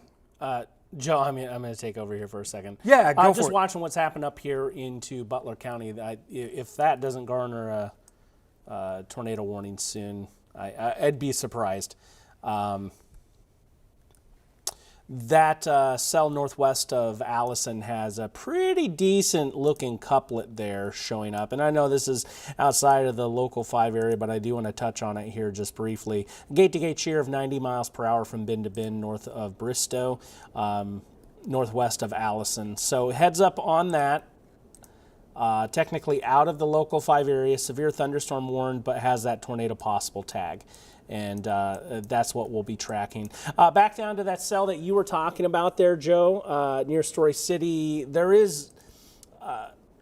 is starting to move out of most of that warning box, but actually down by Gilbert is, where the best signature is at present. I do believe, we're starting to see at least part of the storm move out of the box, and since we don't have a new report or a new warning downstream, we may continue to see that be the case. Just that's credence to the lack of ground truth that we've seen at the moment. Give me 1 second here. I'm going to bring up the wind speeds, and you'll get a look at that. But also what I'm going to do is I have some video. There's been a lot of rain down south so far for today. Down towards the US 34 corridor in Lucas and Monroe counties, radar estimates up to 4 inches of rain in that red shading. We've had ground truth up to 6, and I just recently got in a video from the southern part of Lucas County, about 6 miles south of Sheraton. And you can see that there's certainly some water inundating low lands. I'm told this is Wolf Creek, south of Sheraton, which when you think creek, you don't think raging waters like this. So there's not a flash flood warning, mind you, at this point, but I would still say watch out for flooded areas. Also one thing, and I'll show you the storm that caused this here in just a second, but this is coming in out of Norwalk. Megan sharing this picture with me, tree limb down, and actually took out part of the power line. And last I checked, there was about 1,200 folks without power in Norwalk. So we'll go back, and that was kind of quasi that line that eventually got severe warned. But this would be that little impulse as it rolled into town from coming to the east, and boom. So about 6:45 or so, and I'll just go check out the velocity signal around that time. Yeah, and there was a little bit of an uptick of the wind there, and I believe Des Moines International gust to about 40 miles per hour, but it wasn't in prime position for those stronger winds, which I believe we certainly did see there in Norwalk, and we got that with a storm report that did come in now from Norwalk of that damage. So certainly was some wind there, and now that storm is pushing off to the south and east. Really starting to see it get out of that warning box, though, up north, Joe. Yeah, we really are. It's advancing east out of that pretty quickly here. No word as of yet on whether there will be another warning issued downstream. I'm sure they're, of course, keeping a very close eye on it at the National Weather Service. So would not be surprised either way. Just kind of depends on what this part of this storm continues to show here. Still picking up on some pinks kind of showing up around the Iowa Falls area, likely some heavy falling rain kind of within that, and also maybe some small hail too. Nothing that would be overly concerning unless radar is picking up on anything different there, which it's not. Nothing overly concerning. However, some small hail will be possible around the Iowa Falls area, around Alden as well, down to Buckeye. That's kind of where we've seen a little bit of that signature in return kind of showing up here. Yeah, I'm also very interested in this this storm that is up into just outside the local 5 coverage area, but that's got a pretty nasty look to it. So just another quick mention of that one there. Otherwise, something that you can expect with any of this is still going to be heavy falling rain. You know, whether it's severe warned or not, the heavy rain is something that is going to be a constant with these because there's still all sorts of moisture to work with, especially with us still being out ahead of the cold front, where it's much drier on the backside of it and behind the cold front. We are still in the, where the moisture is rich still to this point. So this lingering thunderstorm activity, the moisture is something that is not going to run out for these. It is just the environment to support continued severe weather. They're not going to have the same amount of juice as we continue forward in time here. We will eventually just kind of run out of the timeline that we'd be needing to watch for more severe weather. And if you missed out on the forecast from Local 5 News at 6, or you're wondering about anything with tomorrow, it's tomorrow morning. Looks like we've got a pretty nasty line of thunderstorms that is going to push through central Iowa, right in the kind of the heart of the morning commute tomorrow. So that's the next in line as far as the next round of potential more widespread type of severe weather and severe thunderstorm warnings, things of that nature. It'll be tomorrow morning, and then a brief window tomorrow afternoon where southeastern and eastern Iowa could be, under a threat for some more severe weather. But we're not quite out of the woods with all of this tonight in terms of severe weather. I don't think we are going to see a progression into a tornado scenario or tornado warnings being issued out of any of this. Believe it's just going to stay just a wind threat if we see that increase again, or produce potentially upwards of some quarter-size hail, which is right on the edge of that severe criteria hail. So I would say that those are the things that we'll have to watch for. And I'm also noticing, Chris, that it looks as though they're going to allow this this warning for...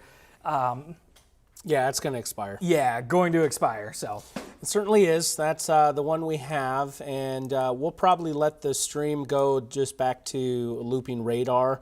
For now, we'll keep track of things. Heavy rain, the flooding rains. Oof, I'd be really watching northern Missouri.